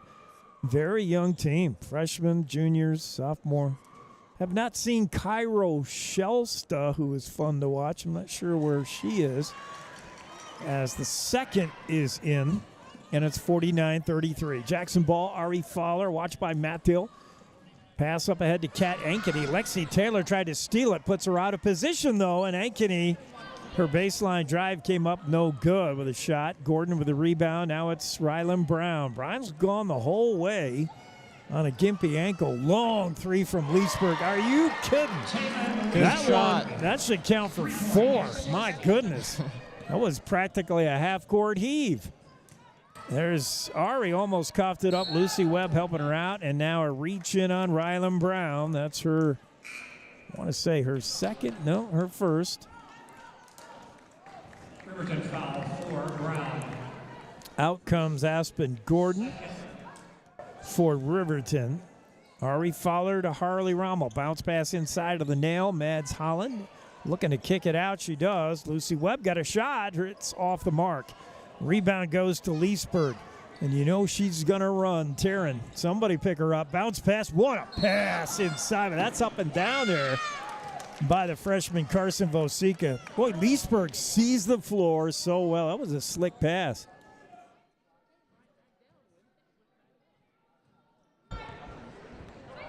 Just over 4 minutes, halfway through the fourth here. A big bump there, Leesburg. And she knew it. And she bumps into Ari Fowler. And now we get our first look at Cairo Shelsta, the sophomore. She comes in for Rylan Brown. And I got a feeling Coach Bosner thinks this one might be safe enough to empty the bench. Lucy Webb into Mads Hollins. Back to Webb. Lucy floats one to Harley Rommel. What a pass! Overall, really good play. Yes. Harley Rommel with the baseline cut. Now, she finished, Harley did, but what a pass from Webb. Here's Lexi Taylor. Leads all scorers with Kat Ankeny swiping at her. Hand off to Leesburg. Leesburg going to drive. Paint, lost the handle. Right to Harley Rommel with another steal. Ari Fowler up ahead to Kat Ankeny. She tries three. No good. Out of bounds. Saved by Holland. No. 3:35 to go. Seeing some good basketball now from Jackson. They're just too big of a hole they've dug now. Lexi Taylor at inbounds. Full court pressure here for the Bronx. Trying to cause something. Over the line. Oh. Taylor stepped. Yeah, she's asking the ref, is that what I did? And he said, yeah. Ask Mason. That's what you did. Lucy Webb will inbounds for Jackson now. And her pass intended for Ankeny, stolen by Leesburg. Taylor, and she's just going to dribble away from 3 different Bronx here. Fowler really, yeah, Ari was going to get that foul one way or another. She got a finger in the eye to boot. Boy. She got the foul. She got poked in the eye, and now Allison Burcham is maybe going to come in for it. Fowler going to try to stick it out. She had an eye, and now they're going to call it time. That's a good idea by Olivia Bingham because Fowler is tearing up. That's hard to play when you get a finger in the eye and it's all, you can't see good, Mason. Yeah. All right, 3:24 to go in regulation. It's Riverton 52, Jackson 35. Come right back with the final 3.5 minutes of this one on the KZ95, the Jackson Hole Radio Sports. Tired of waiting in ski lift lines? While Silverlight can't fast-track you on the slopes, we can fast-track your internet. With Silverlight Fiber, your connection won't slow down during peak usage. And there's no data cap holding you back. It's like your own VIP lift to everything you love online, 24/7, all season long. Silverlight Fiber is coming to Jackson this spring. Visit silverlight-fiber.com to check if you're next in line. This is KZ95 with live coverage of the Jackson Bronx. Well, one trademark of the Jackson Lady Broncs has been resilience, guts. This team never quits, and keep in mind they have not won since December of 21. But they never quit. They're going to play to the end. They have Webb, Fowler, Ankeny, Rommel, and Holland. That's Mads on the floor. And here's Rylan Brown with it now for Riverton. Brown pulls up the dribble. Fowler stole it away. Ari has just been pesky on defense. To Lucy Webb. That's a nice little 4-foot pass right there. Ari Fowler shot off the side of the backboard. Ari Fowler, the more Jackson is down, the harder Fowler plays, it seems. She takes it personally. I mean, she is playing tough. Rylan Brown with it now. Ari sticking to her like glue. Fowler watching Brown. Nice crossover dribble to get away. Rylan does. Picks up a double team. Finds the open Taylor. Her rare miss from Lexi. Goes to Harley Rommel for the rebound. Jackson ball. And they push it up to Mads Holland. And she lost the handle. Now she's going to reach in, and they'll call it a jump ball, which is fortunate. She could have had a reach-in foul there, maybe. Arrow will favor the Wolverines. Kyra Shelsta checks back out for Riverton. Riverton ball, Rylan Brown, 2:35 to go in regulation. Riverton up big, 52-35. Brown left-hand dribble with Fowler on her. Bounce pass inside, Alexi Taylor. Ankeny watching her. That shot no good. Ankeny doing a good job on Taylor, trying to neutralize her. Rylan Brown's been quiet of late as well. Jackson playing better defense on the two top scorers for Riverton. Ankeny lets fly, just misses. And the rebound to Taylor Leesburg. She's going to peel back with a big lead and burn some clock. Rylan Brown with it. Watched by Fowler into Taylor, reach in, Mads Holland, and I'm not sure that was terribly necessary. Mads is just tired of watching 22 score, I guess, and that the reach in is Mads Holland's third. The tie bound on the floor will go as well. With 2:01 left in the fourth, it's 52-35. Riverton leads Jackson here in RHS. You're enjoying Bronx basketball on KZ95, the Jackson Hole Radio Network. Experience Jackson Hole like a local. Recently renovated, the 49er boasts a new lobby, extended continental breakfast, indoor swimming pool, fitness facility, and 12-person outdoor hot tub. Located on Pearl Street, the 49er is just 3 short blocks from Jackson's greatest bars and restaurants, where you'll find your home away from home. Enjoy your time in Jackson as part of the Town Square Inns, and stay at the 49er Inn and Suites. Play-by-play coverage of Jackson Bronx sports continues with Jake Nichols on KZ95.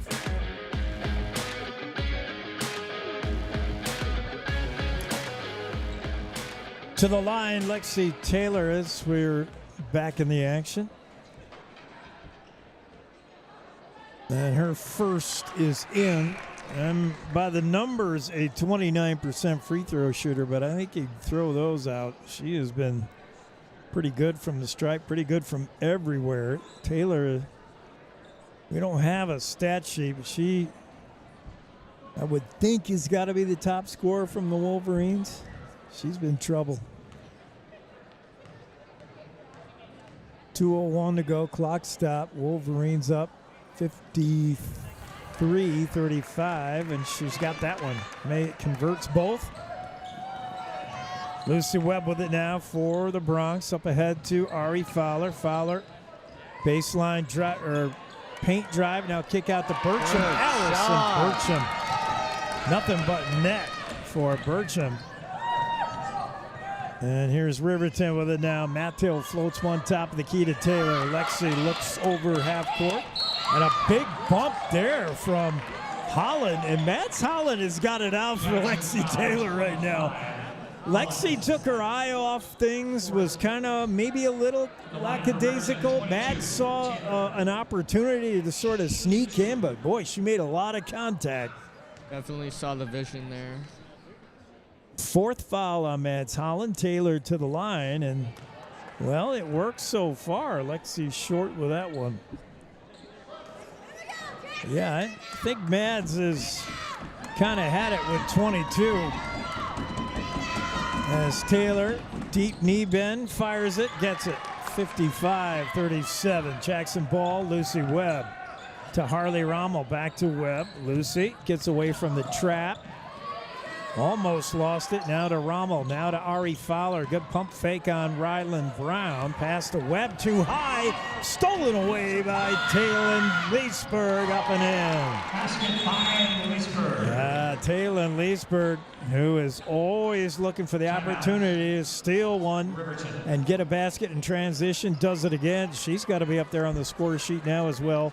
It's the usual scorers for Riverton that have been very good. Lexi Taylor, Ryland Brown, and Taylor Leesburg. They have been outstanding tonight, and 57 points for this team would be above their season average. They're averaging 32 points a game, Mason. I've been watching a few of their games, and they just don't shoot well. Offensively, they're like, they're good tonight. Substitutions for the Wolverines. 1, Shelston. Cairo Shelston in, the sophomore, back on the floor for Riverton. For Jackson is Rommel, Webb, Burcham, Mads Holland, and Ari Fowler. As Coach Bingham is going down with her best, if she's going down. 20-point game now. Wolverines lead it. Lucy Webb with it now with a $1:12 to go in the fourth. Holland trying to set a screen for Webb. Webb watched by Shelston just in the game. Now Rommel, now Burcham. Burcham spin move on a 14. That's Piper Anderson. Meanwhile, the shot, we got a foul on Riverton. And it's going to be Taryn Weber. Seeing some of the youngsters get playing time for Coach Bosner and the Wolverines. Harley Rommel with it now. Watched by Adri Van Vliet. Now out to Webb. Webb to Burcham. Wide open three. Good. Good shot by Burcham. And they're going to give her a 2 on that to say she was on the line. Stolen away momentarily by Kennedy Blumenshine, and a whistle jump ball. That's Piper Anderson. Lucy Webb will inbounds for Jackson. 40 seconds left. Biggest lead of the night. Actually, I think Riverton's been up 20 at one point. What happened there? Took my eye off the game for 1 second. Turnover. Backcourt violation. Oh. Riverton ball. Inbounds coming from Adri Van Vliet, the sophomore. Gets it into Cairo Shelston, another sophomore. Cairo, whistle there. Reach in. Could be Webb, I think. No, it's Ari Fowler. Fowler is limping a little. I'm not surprised. She has played super hard. I mean, if I'm Coach Bingham, I sit number 0. You're going to need her down the stretch of this season. She's played her butt off. She's got to be banged up. Here comes Shelston, and she's got that one. Shelston, 2 for 4 from the line on the air. Make it 3 for 5. 58-39, Riverton in the lead with 34 seconds. Cairo's going to eye this one, the sophomore. And it's no good. Lucy Webb with the rebound. Webb coming up far side. Riverton falls into their half-court defense. Nice dribble there by Burcham. Wide open Mads Holland. She'll try. Too strong. Rebound into the hands of Adri Van Vliet. And then out of bounds. It'll be Jackson ball. Van Vliet lost the handle. Jackson will hang on to possession. Just under 20 seconds to go. Ari Fowler will inbound. She got Mads Holland. Holland back up top to Webb. To Ari. She'll try a 3. That's off. Harley Rommel with a rebound. Hurts up and no good. Mads Holland, no good. She wanted a foul. She thought she got hit. I'm not sure. Kimber Mathill, but no call. And now with 1 second, this will do it. And the final in the books. The score, Riverton 58, Jackson 39. We'll be back with a postgame and wrap it up and get the boys going here in a minute. Thank you, Liam and Mason. If you want to stick around, you're going to be here for the boys game, right? Yeah, our friends, all right. Henry and Ben are going to take over. All right. Thank you. You bet. Thank you, guys. Boys will get going here in just a bit as we're between games. Let's take a quick break right here. We'll be right back. One good play can improve a team's chance of winning the game. And when executed properly over and over again, that play can take a team far. One good decision when you get behind the wheel can do the same. Approximately half of the people who lose their lives on Wyoming roads each year were not wearing a seatbelt.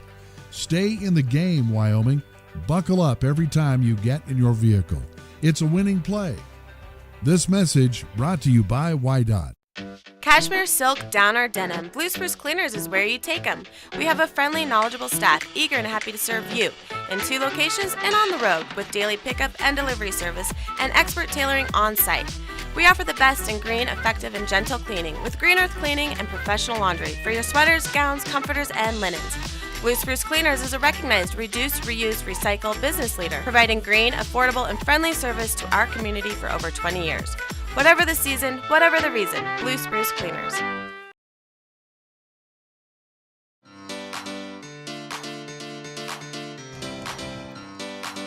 We're back courtside here in Riverton, wrapping up the girls' game. Boys ready to start. Disappointing loss for the girls. Riverton just shot lights out. I mean, this is the best I've seen the Wolverines look.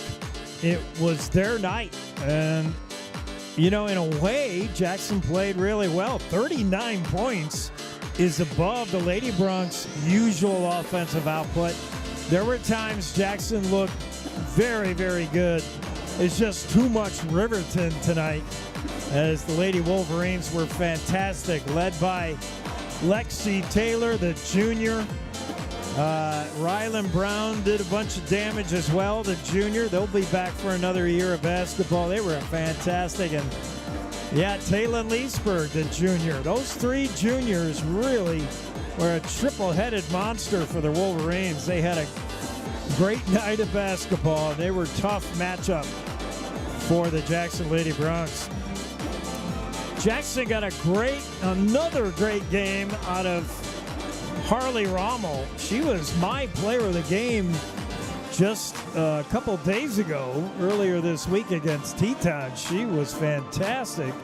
Had another great game tonight. I thought Maggie Holland was very, very good. Both players off the bench were Jackson's best players, honestly. Olive Furmanek, I like when she's in the lineup. She got in foul trouble, so wasn't a big factor for the Jackson Bronx. And Ari Fowler just played her heart out tonight. It was visible. Ari Fowler brought everything she had. She left nothing on the court. If you're looking for an MVP, the top player for Riverton, I'll say Lexi Taylor. She was really good. And for Jackson, I'll go with Maggie Holland in limited minutes. She was really, really good. But Harley Rommel also, and Ari Fowler, man. What else can you do if your number is 0? She did it all. Fun game, but it didn't go Jackson's way. Final once again, Riverton 58. Jackson 39. We'll be back reset. Boys game next. And it's time for revenge as the Jackson Bronx lost to this team back on December 13th, 45-40. See if we can flip the script this time out. Boys basketball coming up on the Jackson Hole Radio Sports Network. Experience Jackson Hole like a local while staying at the Antler Inn, Elk Country Inn, Cowboy Village Resort, or 49er Inn and Suites. With the best entertainment, dining, shopping, bars, and brews all in walking distance, you'll never want to leave.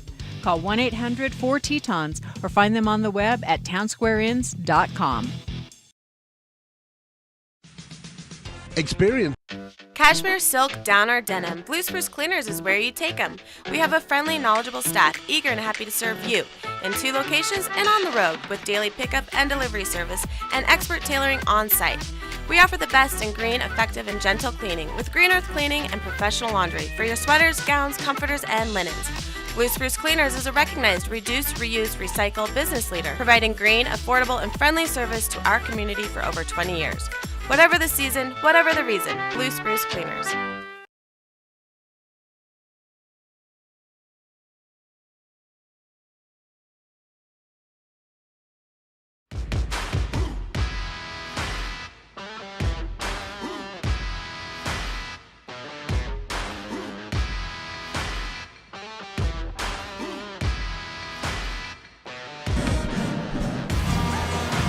Back to it courtside, about 4 minutes away from tap in the boys game. These 2 teams met earlier this year in a non-conference game. It was tournament play. And, you know, I don't know what you can take away from that 45-40 loss. It wasn't all the starters. As the rally band's got it loud and rocking in here. All right, who we got with us on? You guys got to wear that if you're going to be talking or you're never going to hear anything. All right, who are you? Hi, I'm Ben Van Zanten. Ben? Oh, we know the Van Zanten name. Ben, and who's that camera guy? That is Henry Rooks. All right, Ben and Henry. I'll try to remember that. Okay, Ben, how much? I mean, this is conference game, so this is different than tournament.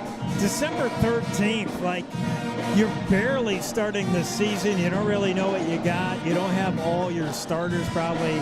Did that 45-40 loss mean anything for Jackson? How important is it? Yeah, so I mean, a tournament game it's way early. By December 13th, how many times had they practiced, really? What was that? How many times, did Jackson even practice by December 13th? By December 13th, we've been practicing almost every week. Taking some breaks throughout vacation weeks, but other than that, we're back on the grind and hoping to win some games here. Yeah, conference game, so important. Jackson Bronx looking for their first win of the year overall. First win in conference. This team's 0-8 under Coach Matt Elliott, 0-1 in conference, ranked 15th on an 8-game losing streak for the Riverton Wolverines. Not a whole lot better, 3-8 overall under Bo Sheets, but they are 1-0 in conference on that 1-game winning streak. And once again, last time these 2 teams met over a month ago, it was a 45-40 Riverton win. Offensively, Riverton doesn't really dazzle you. They score just under 50 points a game. They shoot it well, though. They're about 41% from the field, which is middle of the pack. So when they do shoot, they're pretty effective. Defense is middle of the road, 54 points a game. They surrender, and they rebound about average 26 rebounds a game. For Jackson, they're not scoring enough. 44 points a game is too low. You got to score more, right? I think Jackson really needs to shoot the rock more and make more shots down low. And if we can get the 3-point percentage up, maybe they can get a win here. Jackson's been rebounding better of late, 25 rebounds a game. They were bottom of the pack. They've been rebounding better. Jackson Bronx has been playing pretty good defense, ranked number 9, surrendering 56 points a game. So we'll see. Jackson's got different ways to hurt you. The Larson twins, if you want to go small and fast, they can be fun. If you want to go big, Barazay, Wetzel, and Geitman can play that game with you as well. So Coach Elliott has some options on how he wants to play it. We'll see what we have in store in the rematch. Let's let the boys introduce themselves, and we should be back ready to start this one. Jesse Larson, senior. Will King, senior. Matt Baltus, senior. Jake Simmons, freshman. Aaron Larson, senior. Owen Becker, junior. Thomas King, sophomore. Noah McKinney, junior. Jack Barazay, senior. Ethan Hoffman, sophomore. Max White, sophomore. Palmer Wetzel, senior. Will Geitman, junior. Colin Pape, senior. For the boys, keys to the game, I'm thinking, is contest shots from Riverton. We told you they don't score a lot, but when they do shoot, they shoot well. So contest every shot. And I think Jackson, when they're feeling it, run it. Play with pace, run it hot, and when you're not, slow it down is what I'm thinking. What do you think? You got any advice for Coach Elliott in the Bronx? What do we got to do to win tonight? Yeah, I think the Bronx got to rebound the ball. If they rebound and get some shots up after that, they should be good to beat Riverton. Talking like a coach, they always want you to rebound, man. Coach Elliott has the 13-13 rule. He wants 13 rebounds, 13 turnovers or less, and then I forget what the other 13 is. Yeah, turnovers are big. They'll kill you.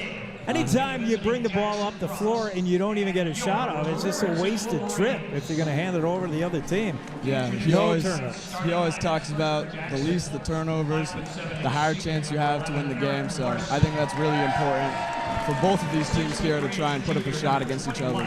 Absolutely. Starting lineup for the Jackson Bronx. Let's take a look. It's going to be Aaron Larson, along with Noah McKinney, the 6'1 junior who's really come on. Jack Bereze's having a monster season. Palmer Wetzel as well. He was out hurt most of last year. He's been key for Coach Elliott. And Will Geitman, who does all the work down in the paint.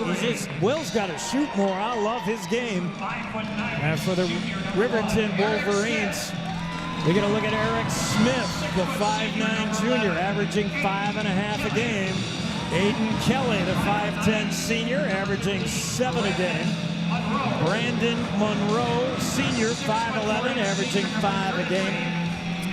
Malachi Smith, he is the one big man they got. Only one. 6'4 senior, averaging 12 a game.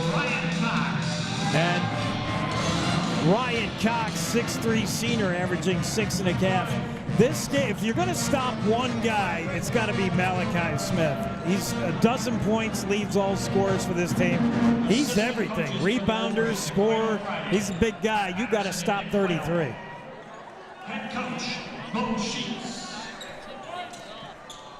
Riverton in their home whites, trimmed in red. The big red is moving left to right on your YouTube dial. Jackson in their road blacks, trimmed in white. Jump ball. Will Geitman won that from Malachi Smith. Geitman showing a little hops there. And it's Larson, hands off to Noah McKinney. McKinney to Wetzel, top of the key. That's a mismatch. Wetzel is being guarded by Brandon Moore. And underneath, is that Geitman who made that? My color guy's supposed to be watching that. That was a 3. I didn't even see that. Well, who hit it on the replay? Watch for me. That escaped me. That was Noah McKinney with the three-pointer there. All right. Way to go, Noah. Riverton ball now. It's Ryan Cox with a 15-footer. No good, but the rebound, Riverton. Cox goes back up, lost the handle, and Jack Bereze off his hands out of bounds. So good start for Jackson. They got the 3 from McKinney. And some pretty fierce defense there, not allowing Ryan Cox an open look. Still Riverton ball. We're a minute into the first. Bounce pass inside. That's the big man, Malachi Smith. No good. Rebound Jackson. Here comes Aaron Larson with it now. Aaron peels back to Palmer Wetzel. I like Wetzel on Monroe here. Monroe's giving away inches. He's just 5'11". See if Wetzel can get inside on him. Here's Bereze way out at the perimeter. That's not normally where Jack lives, but he's got it. Kiss the glass and in. Bereze with a long-range shot. Eric Smith to Braden Monroe. Back to Monroe. Brandon inside of Malachi Smith. Wide open near side 3. No good. Aiden Kelly missed it, but the backdoor rebound by Monroe. They keep it alive. The big man, Ryan Cox, is right in the middle, and that 15-footer goes. And he's had 2 of those now. Missed the first, made that one.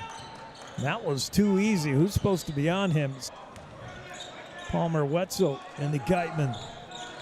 Geitman hands off to Aaron Larson. Aaron, far side of Wetzel. Almost lost it for a moment. Gets it back. Wetzel on Monroe. I think there's something there. Coming over to help us, Malachi. And he's going to get the foul, I believe. I think Wetzel can work on Brandon Monroe. That's 6'4" Wetzel on the 5'11" Monroe. I think maybe an advantage there. Maybe. Does that matter a lot? 4 inches? 4 inches, I think, could matter. It's a big difference. Palmer is a really good three-point shooter, so if he can get his shot up. Yeah, he can get it up and over. Yeah. True.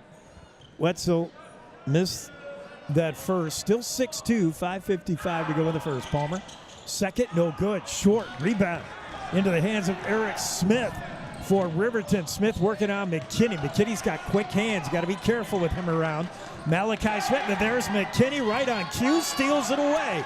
Hands it to Barazay. Noah McKinney leads this team in steals. You see why he's so quick. And Malachi Smith got his pocket picked by Noah. And don't worry, Malachi, you're not the only one he's done that to. Wetzel inside to Will Geitman. Kick out. Larson, 3. Off the mark. No good. Rebound Smith. Foul. Reach in. Could have been McKinney. No. That's on. We don't have a 15, so that's on Riverton. Brandon Monroe, I didn't really see it. Nobody saw it that way. Jackson's all running back to the court. I did not see that. First foul, second team foul, first on Monroe. Jackson ball, Aaron Larson tracks it down to Barazay. Jack hands back off to Aaron. He's got a little bit of a lane, now passes it back to Barazay in the paint. Cox on him, strong. So McKinney gives it to Wetzel. Wetzel to Barazay. His drive is shut off with the double team. Now to the open Larson. Floater in the lane. Just off the back iron. No good. And Ryan Cox with the rebound. Here comes Riverton. Long 3 from Eric Smith. Doesn't have it. Rebound by Cox. No good. Another one. And Geitman over the back.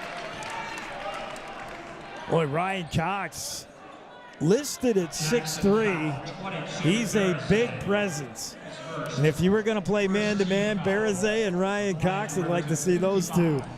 Yeah, that would be interesting. Yeah. I think whoever boxes out and is more aggressive, I think, would win the battle there. But I wonder, Cox has got to be on that Riverton football team. Riverton had a great year in football. He would be a monster. Yeah, his second, spins it, no good. Wetzel with the rebound, missed them both. Jackson up 4, they have the ball. Noah McKinney trying something on Eric Smith. Now hands off to Wetzel. Palmer Wetzel shakes away from Josiah Hernandez, who is in the game now. His shot no good. Rebound Barazay off the hands of Hernandez. Okay. Substitution for Riverton. Could have been either of them. Jackson. Cox checks out for a moment. Those big men need a lot of rest, don't they? Mm-hmm. This is Will Geitman for Jackson. Hands off to Wetzel. Wetzel drives. It opens up for him. He'll take it. Spin move. Good. Nice move with the right hand. And it's 8-2. Palmer Wetzel gives Jackson a 6-point lead. Eric Smith. Bounce pass cross court to Josiah Hernandez. Back to Smith. In now to the Garrett Jackson of the game. And he threw it away. Passed it right to Wetzel. I think he wanted Malachi Smith inside. Palmer with a 3. Good! And, man, you couldn't start this game any better than Jackson is. Yeah, it's a really good game from Jackson right now. They're playing aggressive. They're shooting good threes. They're working well with each other. Yeah, they're getting scoring from everywhere. What was that? That, I think, was a travel violation from Eric Smith. But Eric Smith got caught walking. And Jackson ball with a 9-point lead. This is the way you start a road game right here. 11-2.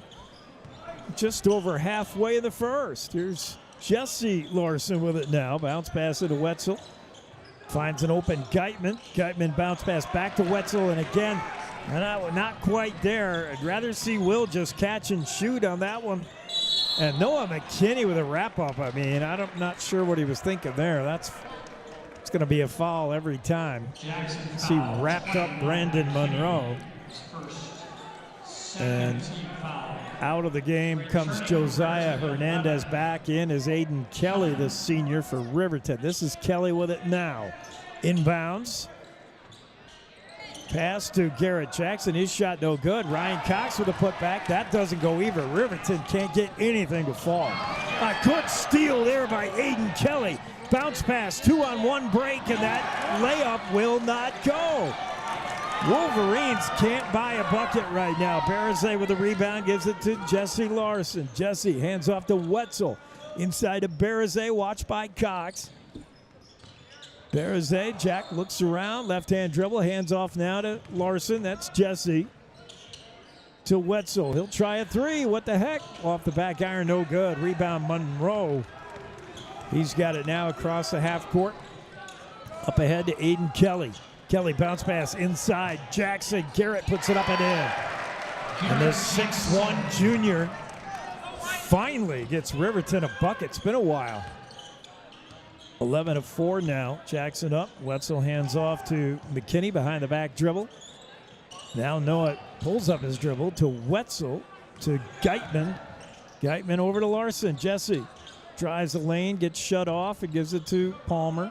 Good defense here by Riverton. Really not showing much. There's not a lot going on. Bounce pass into Barazay. Kick out. Geitman three from the corner. Oh, and everything but fall in, and Jack Barazay reached in. Ryan Cox came down with a rebound. Barazay reached in and swatted him with a big bear paw. And he'll get his second. I don't remember the first. Second on Barazay. And now Coach Elliott has to go get his big man. And he'll put in Ethan Hoffman. When Barazay's not in there and Riverton's bigs are, it's troublesome. Malachi Smith is out there, so is Ryan Cox. Oh no, Cox is off now, so that's good news. Riverton with it now. They trail 7. Inside, baseline, running out of room. Baseline three, Monroe, no good. Rebound, Geitman. Quickly to Noah McKinney. And Wetzel will walk it up the floor. Minute 37 to go in the first. 11-4 Jackson. Wetzel gets a nice screen from Larson. Drives the lane up and in. Palmer, Wetzel. And whoa, they're not giving it to him. A charge? Yes, they're going to say no bucket. Wetzel with a charge.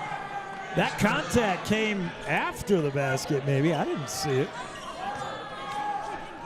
11-4, so we'll erase that off the board. Here's, oh, I don't have a number 2. That's a problem. Oh, Clay Sheets. That's 11-6.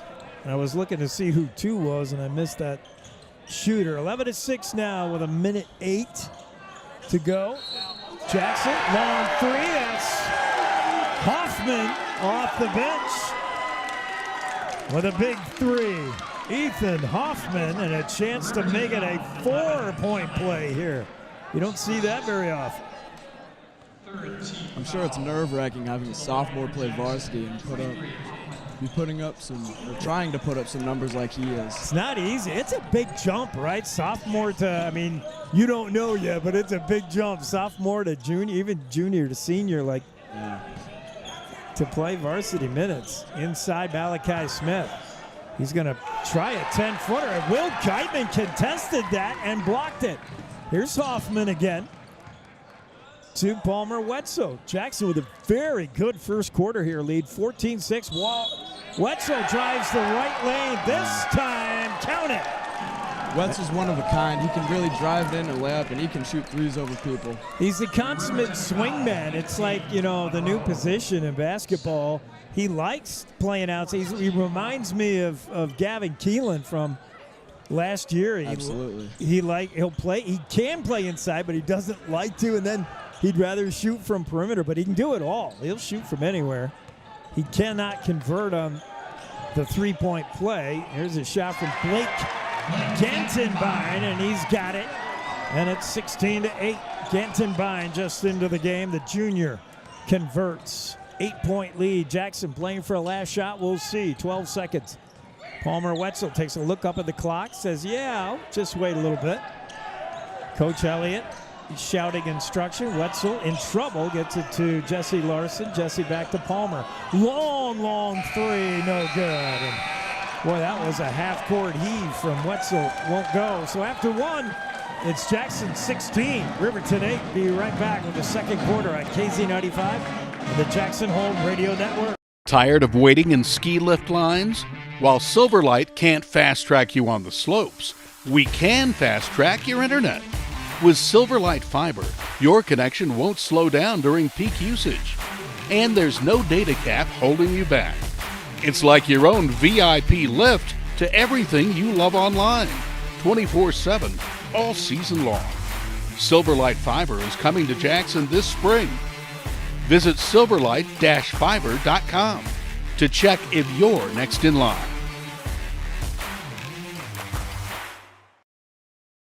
Your voice of the Jackson Bronx, Jake Nichols on KZ95.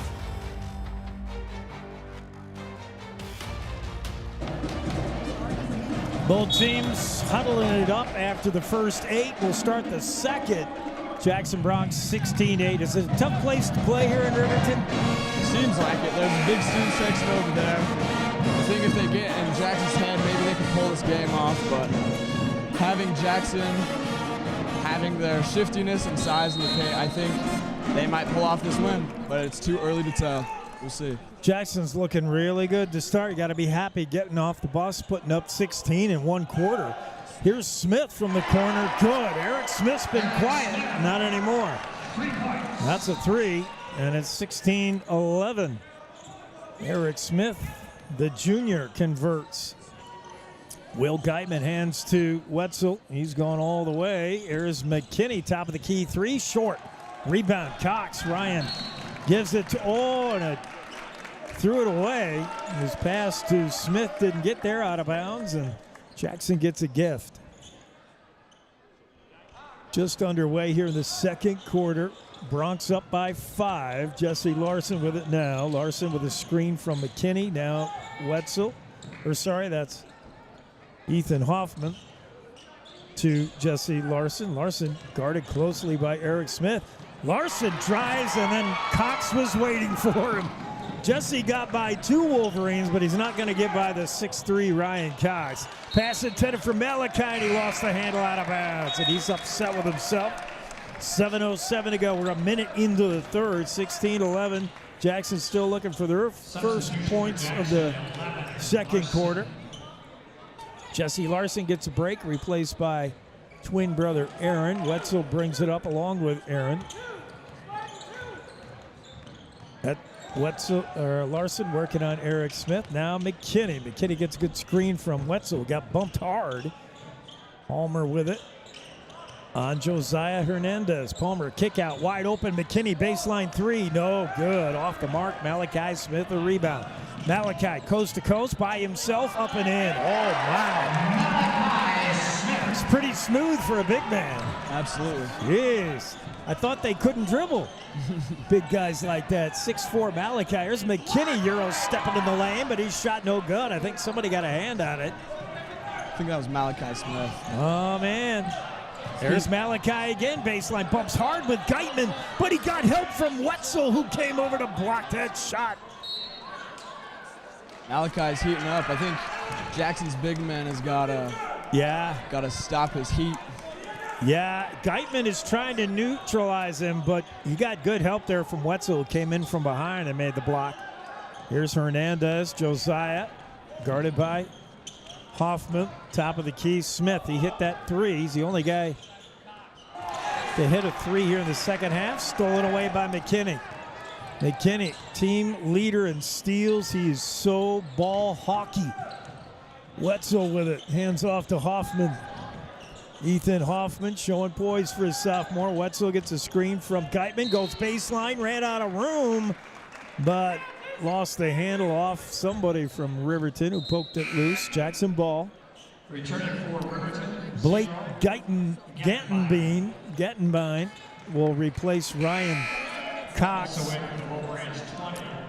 We'll also see Bo Anderson, his first look as he replaces Josiah Hernandez. That last play was off by Eric Smith. Eric Smith with the reach in to lock it out of bounds. Here's Ryder Chapman in the game. His pass to Wetzel was sniffed out by Anderson, who swatted it out of bounds. Got to be careful with those passes. Palmer Wetzel inbounds to Larson. This is Aaron. Now kick out to Will Geitman. Geitman hands off to Wetzel. Wetzel posts up, fires one, 18-footer, rattles in and out. Rebound Smith. Eric wants to run, doesn't have numbers really, but he'll hand off to Gattenbein. Now baseline three, no good from Bo Anderson. Rebound Larson. Jackson with a 3-point lead. Riverton pushing back here, though, in the second quarter. Larson directs traffic, working on Smith. Bounce pass, Geitman. Geitman watched by Smith. Larson's got an open three. He'll heave it too short. Malachi taps it to a teammate, Aiden Kelly. And Riverton comes back the other way. Just under 5 to go in the half. Another baseline three from Anderson, and again he's off the mark. Malachi Smith on the rebound. They're going to whistle him. And he said, "What did I do?" And I don't know, Malachi. I didn't see it either. That's his second. Josiah Hernandez, a lot of substitutions for Riverton. They've played like 10 guys already, I think. Another noticing is Ryder Chapman is a freshman. Even more nerve-wracking than a sophomore playing on varsity. So yeah. We'll see how he plays out in this game. He's been decent in limited time. I like him. Him and Hoffman have been really valuable as underclassmen. Here's Wetzel. The C's open for him. Palmer says, "I'll take that." Jack Barazay with the rebound. Shot won't go. Kick out. Larson, far side. Ryder Chapman, he going to try? No. Back to Palmer Wetzel. A lot of times as a freshman, you'll defer to the seniors, right? Like, just take the shot. It don't matter how young you are. Absolutely. Wetzel, out, now he will. Ryder Chapman, the lefty, lets it go. He had a really good look, but it wouldn't fall. Ryan Cox with the rebound. Tough. Still 16-13. And with all the scoring in the first, there's been very little here in the second. That's up and in. Nice pass. Blake Gettenbein converts. He's got 4 now in the game, and Riverton's within 1. Palmer Wetzel with it. Josiah Hernandez has been watching him all game long pretty much. Bounce pass, top of the key. Larson, Aaron drives, nothing there. Has to pull up and gets it to Ethan Hoffman. Hoffman to Wetzel, had a look, pump fake. Got himself a little bit of room, but Hernandez got right back to him. Here's Jack Barazay working on Ryan Cox. Nothing there. Larson pump fake drive. Lets a floater go. No good, but he's fouled. And for all 5'9" of Aaron Larson, if he's 5'9", he'll go to the rack. You will. He's very shifty, and he can get to the rim easily. He can. With his handles especially. He can. You're not going to swat it from him. Yeah, he got real good handles. He finds a seam when there is none, and then he knows to float that shot over the top of the big guys. From the line, he misses, and you got to have these. You're going to do all that work here, and you got to convert here. Yeah, he'll give you a real tall floater, and it'll go in, and it'll surprise you. He's great at that. Yeah. Really good. Absolutely. Padden Stevens about to check in, the 6'3" senior. So Coach Bo Sheets is working through the whole bench. We've seen them all. There's not a guy left with his warm-ups on. Into the Wolverine lineup, 17-15 as Larson converts the second of 2. Jackson still clinging to a 1-possession lead, but it's getting precarious now. Josiah Hernandez hands off to Bosch Anderson. Anderson with it now to Hernandez. Near side here to Eric Smith. Smith watched by Ethan Hoffman. Cox over to the newly inserted Padden Stevens. No good. Rebound bouncing around, and Will Geitman pulls it down to Larson. Larson will walk it up. Just under 3 minutes to go in the half. Jack Barazay with it now. Barazay working on Blake Geitenbein. Or sorry, that was Padden Stevens. Here's Larson. Kick out, Hoffman. Going to walk it around here. Smith poking at him. Hoffman. He's got Geitman over. Now he's going to just take the shot. It won't go. Off the back iron. Big rebound from Ryan Cox. Chance to tie here for Riverton. 2:21 to go in the half. Josiah Hernandez. Near side right in front of us. It's Anderson. Now Cox, 15-footer. He likes it right there, right at the free throw line. He's popped about 3 of them. He's 1 for 3 from there, but he always seems to be open right at that spot. Larson bounce pass. Geitman handled it. I think it handcuffed him. There's Hoffman again from long range. No good. Rebound comes all the way back out to him, though. Chapman to Hoffman, and now lost the handle. Racing for the loose ball and saving it momentarily, but right to Berzay. Good hustle by Bo Anderson, but his saving pass went right to Berzay, and then what happened? Oh, Anderson with a foul. His first. Jack Berzay is a weapon, especially on this team. Even though it doesn't seem like he's playing that well because of his points, he is getting up a lot of rebounds and getting a lot of second chances for this Jackson team. Yeah, and his presence on defense down low just has teams saying, nope, not going to try it. Yeah. He's tough. There's Larson. He's in trouble, tied up with Aiden Kelly, and a travel. Didn't seem like a travel there. It's going to be a travel or a jump ball. Aaron pulled up his dribble. Kelly took the opportunity to reach in and put a hand on the ball just like you're supposed to. And then tugging with it, Aaron walked. Still a 2-point game. Cox tried a sneaky pass, but I think he ended up fooling Trenton Weber, who was not looking for that pass. Cox with just a touch pass, and it was too cute and too much traffic. Hernandez checks back in for Ryan Cox. Minute 21 to go. 17-15 Jackson. Bounce pass, Hernandez knocked out of bounds. Will Geitman playing fierce defense. You put a big guy in the trigger inbounds, it's hard, right? Yeah, it's going to be Geitman's like arms. Especially with those long arms, it's going to be hard to get it through. Bounce pass, he did get it to Smith. Now Smith dealing with Berzay, and he walked. Jack Berzay with tough defense gets Eric Smith to commit the travel. Jackson wants their revenge, especially from Riverton, losing to them by about 2. Was it 5 last time? Yeah, it was close. Yeah, it was a close game. Jackson does want a little bit of revenge. Well, that pass almost stolen, but Berzay with it walks right in. Left-hand layup. Oh, my goodness, how did that not fall? As Berzay did everything right. There was nobody there. He walked right in. His layup wouldn't go. And a foul on the rebound attempt. That's Will Geitman, his first. Riverton ball. We're down to the final minute of the half. The Wolverines have closed the big lead for Jackson down to 2. There's a 3, and the lead is gone just like that. As Aiden Kelly drills it from beyond the arc, and it's the first Riverton lead of the night. Will Geitman shot no good off the top of the backboard out of bounds.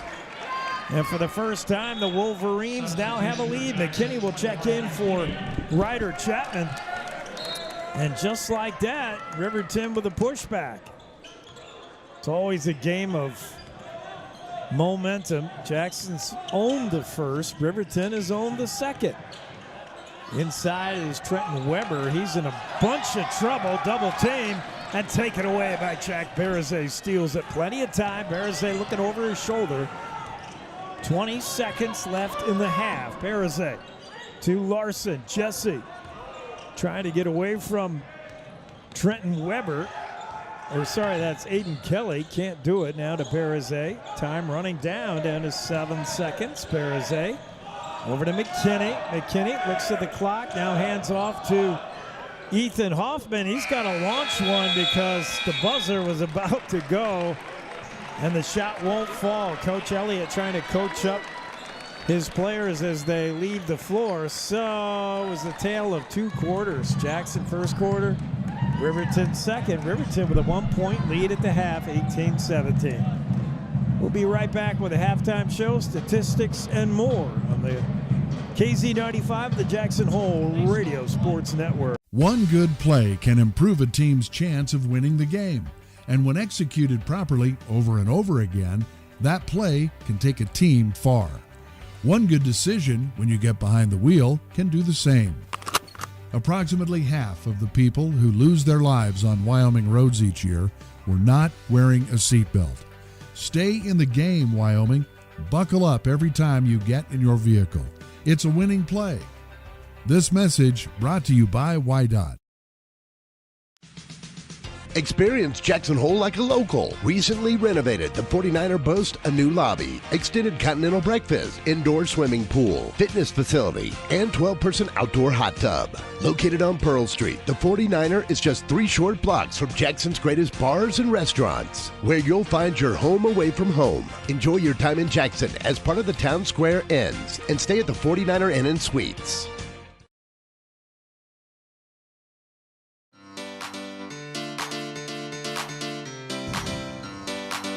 We're back here, halftime. Riverton 18, Jackson 17. Here with the halftime stats is Ben. What's the stats? We have to read it, see if we can see it. All right, so we don't know stats, we admit. But what do you like so far about Riverton's game? They're showing a little pushback in the second. They got some big guys, Malachi Smith, Ryan Cox. Yeah, Malachi Smith is doing good in the paint. Yeah. They kind of shut him down a little bit here and there, but he kind of was heating up. So I think if Jackson stops him, I think they could pull it off here. But is it harder if you're Coach Elliott when you don't have like one guy you have to stop? Because they played all these guys. We're looking at 1, 2, 3, 4, 5, 6, 7, 8, 9, 10, 11. They played all 11 dudes, and they've all kind of contributed. So there's not one guy you're trying to shut down. You don't know who's going to do it. Yeah, I think it's got to be difficult to get the matchups on different guys when he's playing his entire bench. So, but defense not the problem for Jackson. Neither team is exactly shooting lights out. 18-17 at the half, that's not a lot. Yeah. Jackson's got to find somebody who wants to get hot. Hoffman's chucked a bunch up. I just don't know who on Jackson outside of Wetzel shows like he's feeling it tonight. Yeah, I think the Larson twins should be getting some more shots up. Yeah. I mean, Aaron Larson averaging 9 a game. That's some good stats. Palmer Wetzel averaging 13 a game is pretty good, so I think he should be stacking up some more. And Palmer, you got a feeling he's going to get his 13 sooner or later. Yeah. It's Larson. Aaron's, give me those 9. We need him now. We need more out of Berzay. He's been good, but maybe not the points. McKinney, Geitman. Yeah, I don't know who it's going to be, but somebody's got to start putting it in the basket. We need points. 17 for a half. That's on pace for 34 a game, and that is not going to win you many games. Yep. All right, we're about 6 minutes away from starting the second half. Jackson trails by a basket. They opened a pretty good lead in the first, only to watch Riverton erase it and have a 1-point lead here at the half. Live from RHS, the high school gymnasium in Riverton in the heart of Fremont County. We'll be back with the second half in a moment. You're enjoying Bronx basketball on KZ95 and the Jackson Hole Radio Network. One good play can improve a team's chance of winning the game. And when executed properly over and over again, that play can take a team far.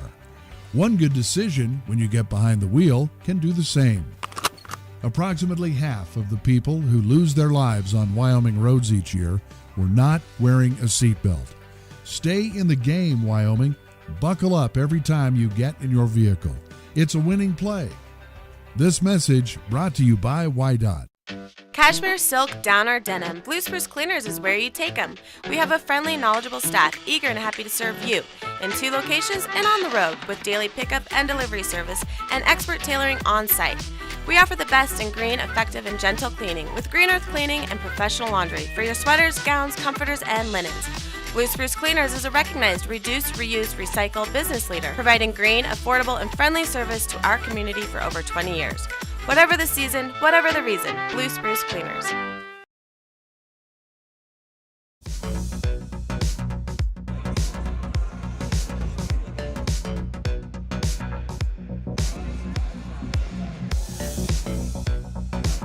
We're back to the action, awaiting the start of the second half. Earlier, the Jackson Lady Broncs lost to the Riverton Lady Wolverines. Jackson, I thought the girls played a good game. They scored 39 points, which is a lot for them. The problem is Riverton played the best I've seen them play all year. Those girls were really good. Yeah, Jackson usually doesn't put up that many points against people, and they're still defeated this season. But I think hopefully soon we can get a win and maybe put up some better numbers. I think that elusive dub is coming this season for the girls. And the boys, they're still looking for the first win. Coach Elliott would be the first to admit it's a rebuild year. You were around last year, right? So I was, yes. I mean, how do you replace Andrew Hanna, Gavin Keelan, Seb Brunner, AJ Fowler? You lost a lot of guys. I mean, they were your studs, and absolutely, you just can't rebound from graduating that many good players. Yeah, I don't think you can replace those people. I mean, they were really good last year. They made it to state. Yeah. They had a solid bench, but Elliott didn't really use them a lot. Do you think we could have won state if Wetzel was healthy? I think he would have been just enough to push us over the edge. I don't know if Elliott would have put him in, but I think if he was, I think just have him in there. Who it was Borchardt? Yeah, Mason Borchardt. Yeah, maybe if Mason Borchardt and Palmer Wetzel, depending on who is hot, to be the fifth guy. I think Wetzel would have put him over the top. He would be in just enough. Yeah, I do like Mason Borchardt, though. He's also a good all-around player, just like Palmer. Yeah. He does everything. He plays defense. He'll go in the paint. He'll go in the tough areas with traffic, but he'll also shoot from outside. He does it all. Absolutely. They're both really similar, and they're both type of play styles. Yeah. Tell me about playing on the road. What bothers you more? Does the crowd bother you at all, or does it give you motivation? I think you can do both. Depending on the crowd, if it gets in your head, then I think it can mess with your game. But if they're talking trash and you take it, I think you could. It could increase your game. What about being in a different gym? This place is huge. But sight lines, do you love your place because you know what it looks like and feels like? Do you see the basket well here? Does it matter? I mean, some baskets are different than others, but I mean, just the feeling of playing at home when others are around you, that's really special. But yeah. I know I talk to some guys and they don't like playing. They don't like having the parents, the friends, everybody. They'd rather be on the road where like nobody sees them except for here on the YouTube. Yeah, it depends on the player of how they like it at home or away, or how they play at home or away. Yeah. It'll affect the team. Both teams back on the floor. Jackson a little earlier in Riverton and went right to shooting, and I don't mind that because they've been shooting kind of bad. Get out there and somebody make some shots. Both teams back out on the floor, and we're about a minute away from tapping this one for the second half. After one half of play, it's Riverton 18. Jackson 17. We'll be back with the start of the second right after the Jackson Lumber, the board store, Jackson's oldest business and only true lumber yard in town. Jackson Lumber's hardware people are the best in the business, and they do it right the first time. Jackson Lumber works with people who make a living building, so the tools they sell are definitely the best hand tools and power tools available, with names like Vest Tool, Milwaukee, Makita, Skillsaw, Senco, Fine, and DeWalt. Jackson Lumber, the board store at 130 South Gromont. Call 733-6000, 733-6000. Experience Jackson Hole like a local while staying at the Antler Inn, Elk Country Inn, Cowboy Village Resort, or 49er Inn and Suites. With the best entertainment, dining, shopping, bars, and brews all in walking distance, you'll never want to leave. Call 1-800-4-TETONS or find them on the web at townsquareinns.com. 95 with live coverage of the Jackson Broncs.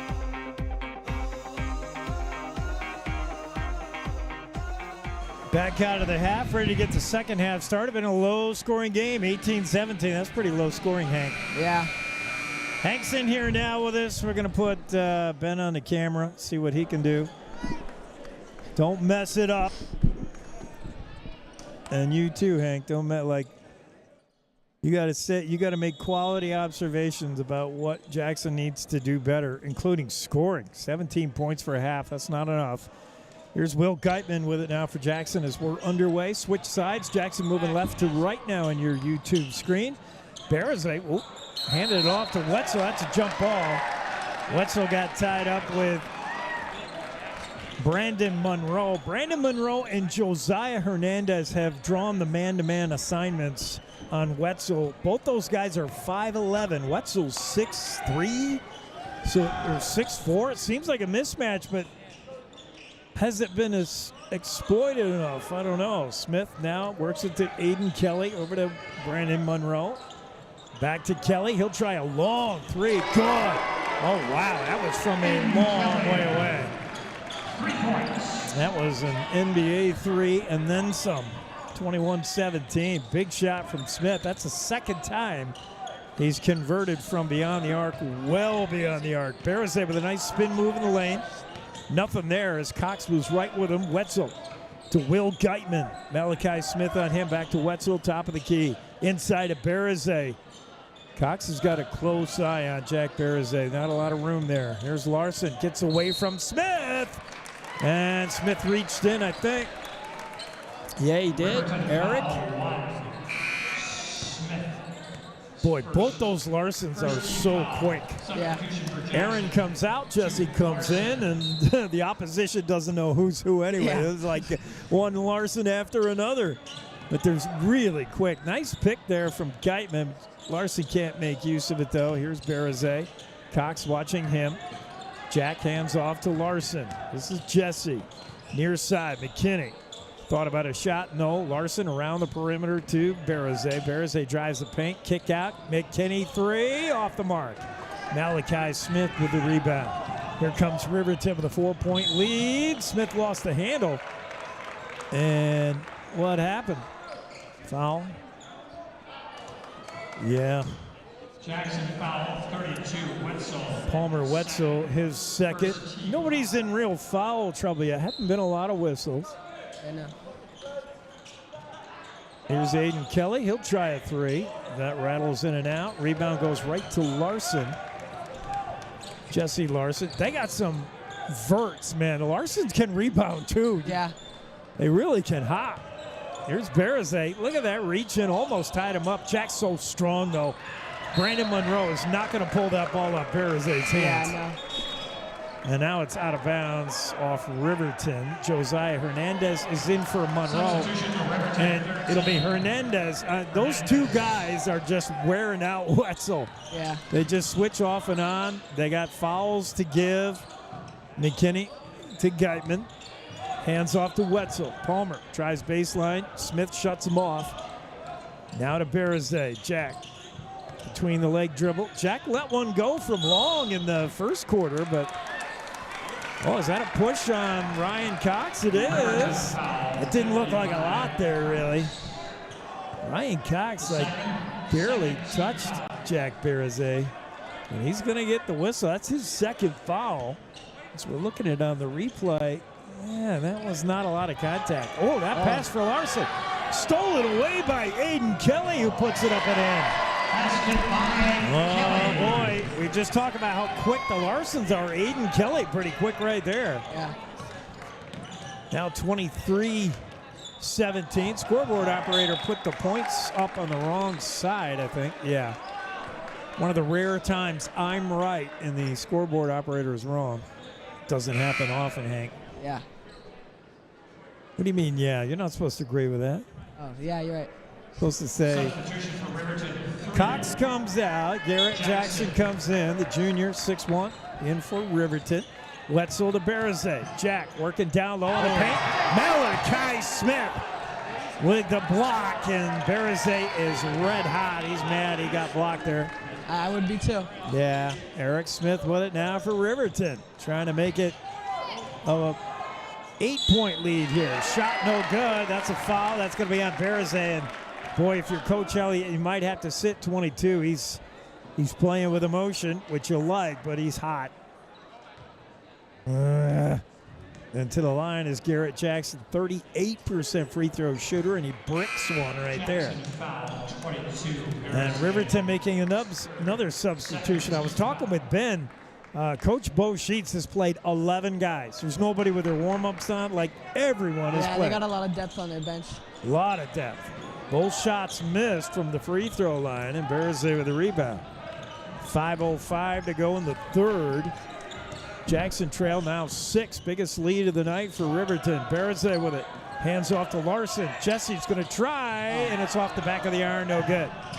And now saved for a moment, and Malachi Smith with it now, working on Geitman. Spin move in the lane, no good. Will stayed right with him and got a piece of that. Yeah, we've been a good job, like, shutting him down as much as we could. Yeah, Malachi's been quieter than normal. Yeah, I know, it's good. I mean, he averages a dozen a game, and he's been neutralized pretty much. Yeah, we blocked him a couple times. Wetzel with it now. Backdoor cut. Oh, beautiful backdoor. But Noah McKinney gets it blocked by Malachi Smith. Larson's shot no good. He'll try again from 3. That misses. Berzay with the rebound, lost it. Here comes Malachi Smith, 1-on-2. Is he going to try it? Yes, and Wetzel gets the foul. So Malachi Smith been quiet scoring, but he's tough to get a shot over. He's blocked a bunch. He's been good on the boards too again. Malachi will go to the line. The foul. That's on Wetzel, his third, and we'll see if Coach Elliott wants to keep him in. Malachi Smith gets that one to roll in. 24-17. Smith, a 45% free throw shooter. More substitutions for Coach Bo Sheets and the Wolverines. It's hard to keep up with them all. We see Clay Sheets, coach's son, back in the action. Bo Anderson back in. They've all got minutes. Malachi with his second. That's well short. Rebound, Wetzel. Palmer playing with 3 fouls. Up ahead to wide open Will Geitman, who puts it up and in. Oh, I don't know how Will got by everybody, but he did. Aiden Kelly tried to catch him, but couldn't. And the timeout on the floor by Jackson called that? Yeah. Coach Elliott will take the break on the floor as well with 4:06 to go in the third. 24-19 Riverton over Jackson. Back in. Tired of waiting in ski lift lines? While Silverlight can't fast track you on the slopes, we can fast track your internet. With Silverlight Fiber, your connection won't slow down during peak usage. And there's no data cap holding you back. It's like your own VIP lift to everything you love online, 24/7, all season long. Silverlight Fiber is coming to Jackson this spring. Visit silverlight-fiber.com to check if you're next in line. This is KZ95 with live coverage of the Jackson Bronx. Well, Hank, I've heard Coach Elliott say a lot of times it's a simple game. Yeah, if you don't score, you aren't winning. Like, this team is not shooting well. 19 points here in the third quarter. I don't know who on Jackson is going to be the guy. Both Larsons aren't quite feeling it. Wetzel scored early but has been quiet. Like, who is going to be the guy for the Bronx that wants to step up? I'd say Ethan Hoffman. Okay. Coming off the bench, he's had a couple threes the past couple games. He's been really good. He had the and one earlier. I think if we put him in and gave him the opportunity, he could get red hot. I'll go with Hoffman. I'll go with anybody. We need somebody to get hot here. Yeah. As Jackson with the ball now. Palmer, Wetzel. Wetzel working on Bo Anderson. Look out behind Cox. He never saw him coming. And Ryan Cox knocks it loose, but only momentarily as Larson picks up the loose change. Wetzel in the lane, and yeah, he walked. He got all kinds of tied up. We also got to handle the ball better. Yeah. Like, a lot of loose balls, a lot of steals recently.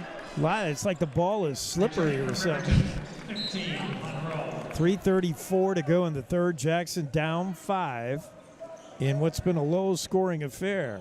Oh, that pass thrown away. Aiden Kelly was looking for Sheets, and he threw it away, but a Jackson player must have got a hand on it. I did not see that. Riverton ball. Eric Smith, 5'9" junior, triggers into the backcourt to Aiden Kelly. Kelly, far side, it's Brandon Monroe, back to Kelly. Kelly floats one into Cox. He loves shooting from there, that little 15-footer, but he won't. Smith from long range, no good. Good board. Beresay with a strong on the glass, pulls that down. Jackson ball, 3:05 to go. Larson, Jesse hands off to Palmer. Wetzel drives right lane. Spin move, triple team, and the tie-up. Wetzel attracted Brandon Monroe, Aiden Kelly, and there was one more over there. And was it a jump ball with the arrow for Jackson? I think. There's Noah Kelly, floats one to Beresay. Jack Beresay, Ryan Cox on him. Far side Larson. Larson walks it to top of the key.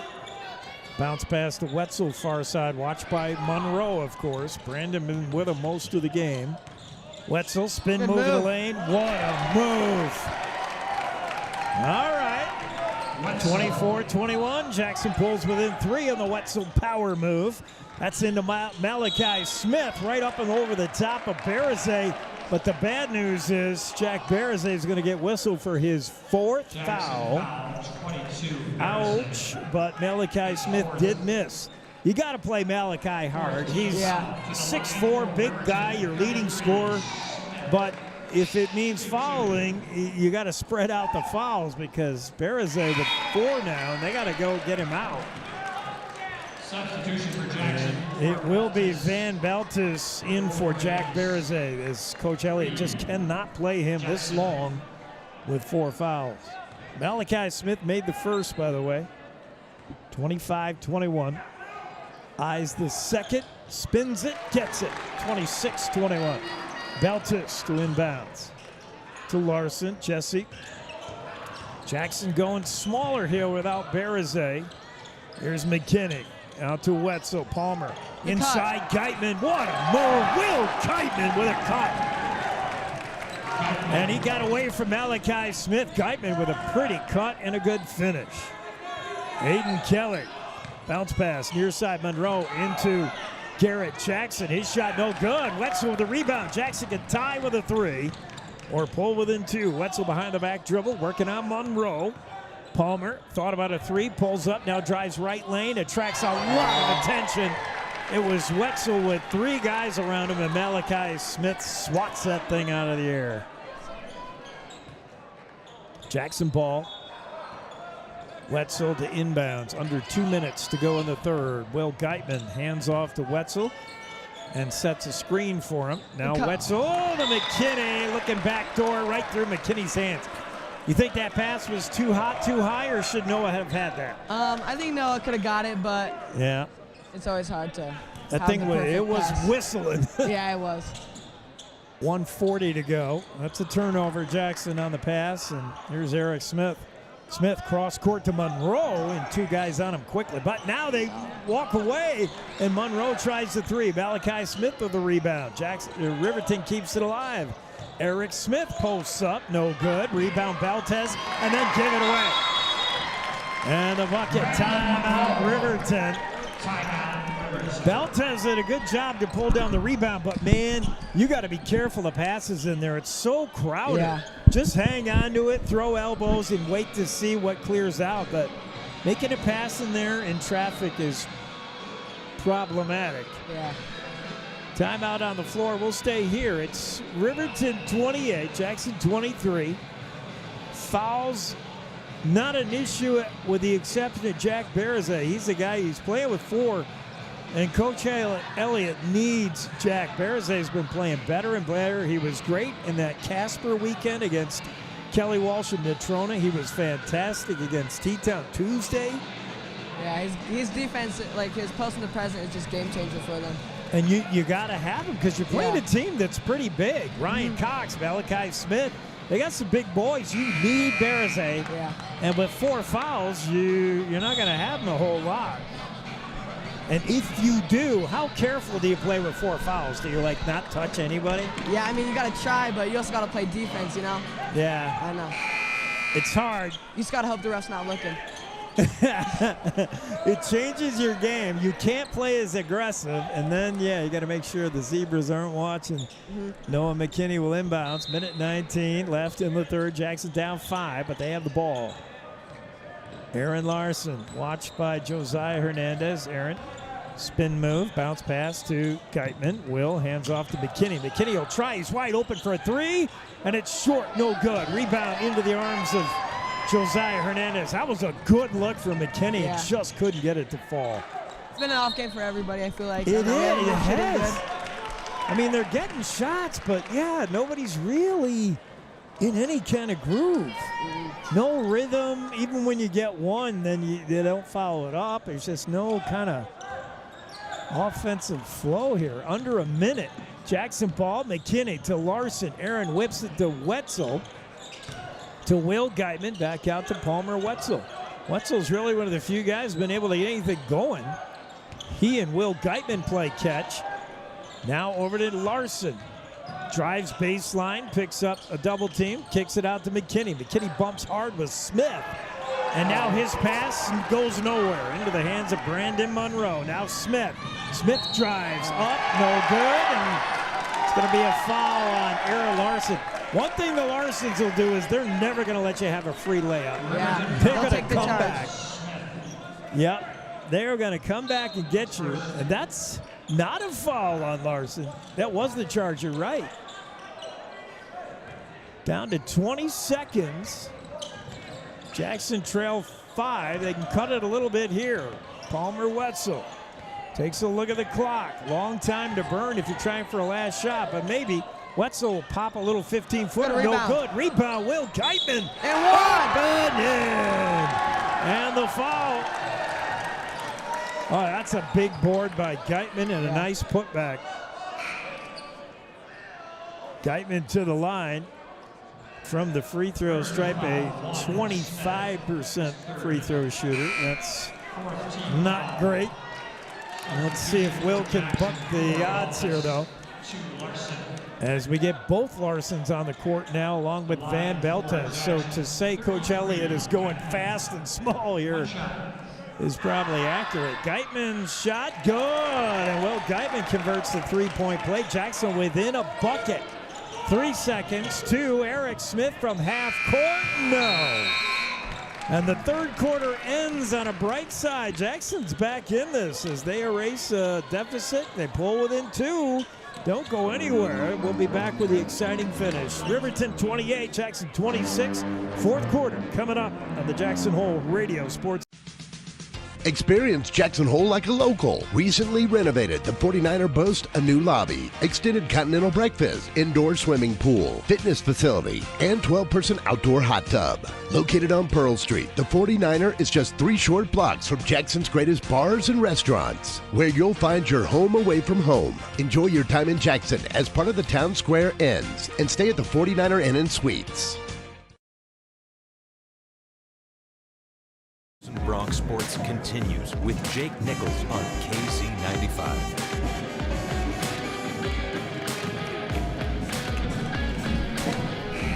All right, Hank, help me out with a little math here. You guys have learned math by now in high school, right? Yeah. Okay, I hope so. Jackson had 16-point first quarter. Am I right? I'm pretty sure. 16 points in the first quarter. They have 26 now. Yeah. I mean, what the heck? This is going to go down as a defensive struggle. But to score 16 in the first 8 minutes and only 10 since then? Yeah. Oh, boy. That is saying you're not making shots. But they're still in it. Yeah. Because of their defense. 28-26. Fourth quarter action now. Riverton with the ball and the lead. Ryan Cox reaching Wetzel and pointing right at him, the referee. Hoffman's in. We're just talking about that. Okay, yeah, Hoffman's your guy to clinch this. That's Wetzel's fourth, by the way. So now Berzay and Wetzel with 4. That's dangerous. Ryan Cox to the line. Not a great free throw shooter, but he gets that one to go. 29-26. Coach Elliott has got to go get Wetzel off the floor, and he sends in Aaron Larson to replace him. He's got 2 guys sitting the bench with 4 fouls. They'll be in before it's over, but for now, better let them just chill as Cox converts both. Big free throws for the big man. 30-26, Jackson ball. A little bit of pressure here from Riverton. Larson will dribble his way out of it. It's Aaron Larson to Will Geitman. Geitman hands off to Aaron. Thought about it. He had it. That was his shot. Elliott wanted him to shoot too. Coach Elliott stamped his foot. He's like, you got to take that, Aaron. Geitman inside. Nice block by Ryan Cox, playing tough defense. It's Eric Smith for Riverton up ahead to Malachi. Malachi Smith, he'll try post it up in. And Malachi's been quiet, but he got a big one there. 32-26, Riverton pushing back here in the fourth. Each team has traded quarters. Jackson owned the first, Riverton the second, Jackson the third. Now Riverton with the only points of the fourth. Timeout, Coach Elliott. We'll stay here as he talks over his strategy. 32-26, 6-point lead with plenty of time. 7 minutes left in regulation. And we're still looking for that guy. Hank says it's going to be Hoffman. It's got to be somebody. Somebody's got to hit some shots here. Yeah, now or never. Jackson trying to steal a road win. This game way more important than the earlier matchup in December between these two teams. This is a conference game, and you need these W's. There's not many of them to hand out. Jackson wants to steal one here on the road. Noah McKinney will inbounds on that far side with 7:03 to go in the fourth. McKinney looks, works it to Larson, bounce pass inside. Wetzel's back in. Geitman had that shot, but he's going to drive the lane up. He put Malachi Smith in the air, but he missed the layup. And Jackson just cannot buy a shot. Jesse Larson, though, or Aaron rather, with the steal, so Jackson will get another look. Wetzel, look out, he got it taken away. Eric Smith took it. Boy, he's fast. Smith up and Jack Berzay could not catch him. Eric Smith turned on the burners and went coast to coast with the layup. 34-26 now Riverton. Palmer Wetzel. Fans wanted a palm ball. There's McKinney wide open, good. Eric Smith had fallen down, and Smith is hobbling, and Noah McKinney took advantage as he drilled the three to keep Jackson within 5.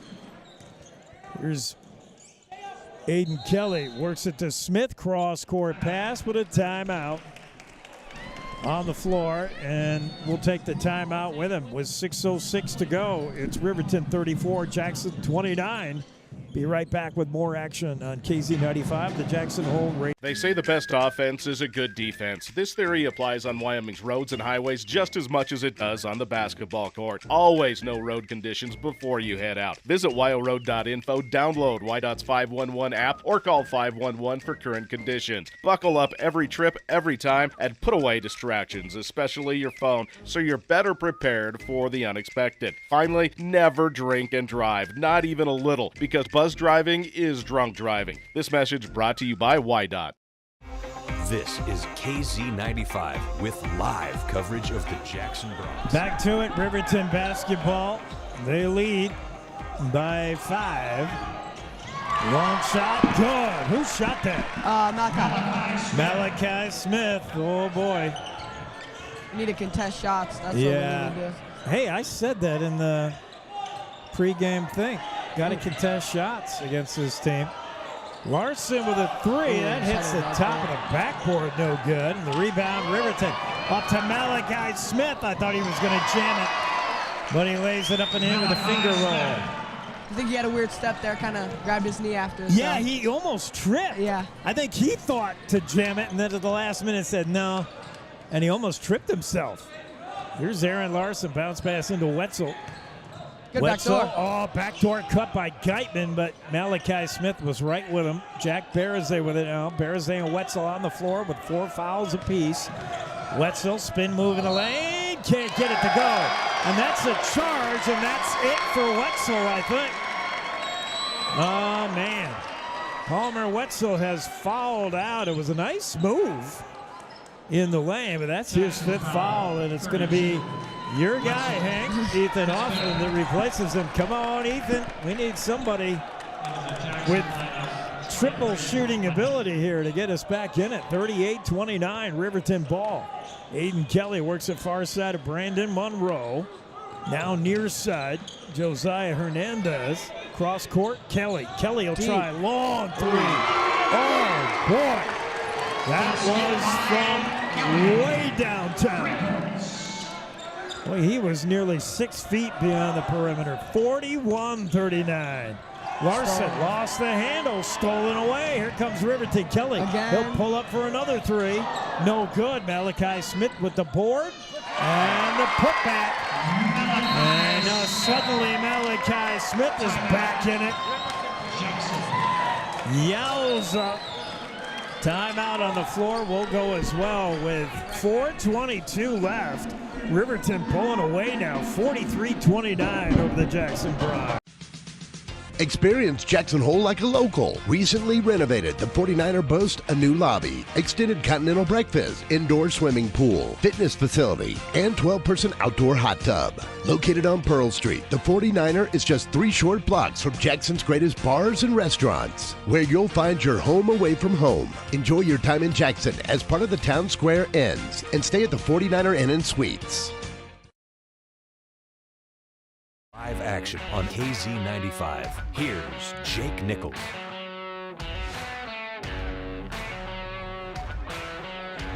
Both teams back out on the floor after the timeout. 4:22 to go.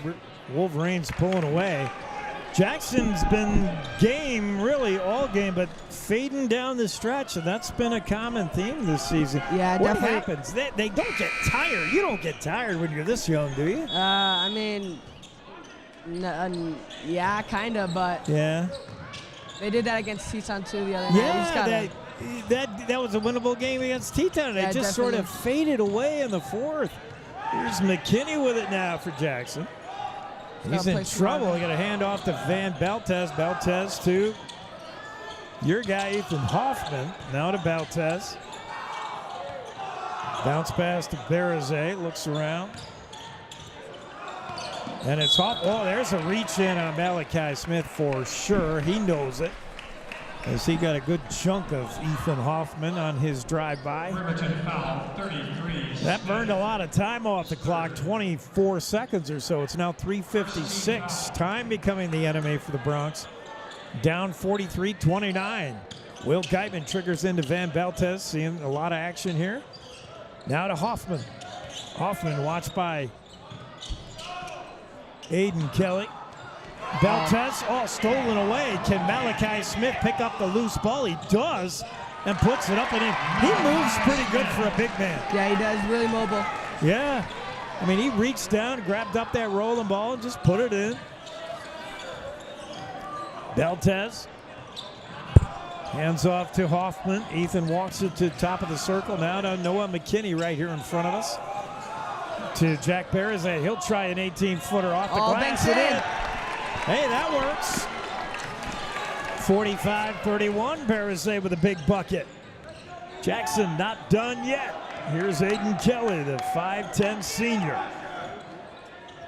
Hands off to Josiah Hernandez. Bounce pass inside to Gantenberg. Gattenbein. It's Gattenbein again. Nice give and go. And the finish is not there. Kelly missed it.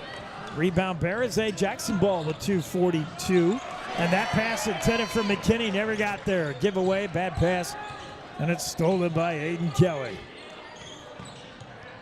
Yeah, just too many turnovers near the end of the game. Yeah, really can't do that. There's not enough time to do that. Yeah. Ryder Chapman getting ready to check in for Jackson.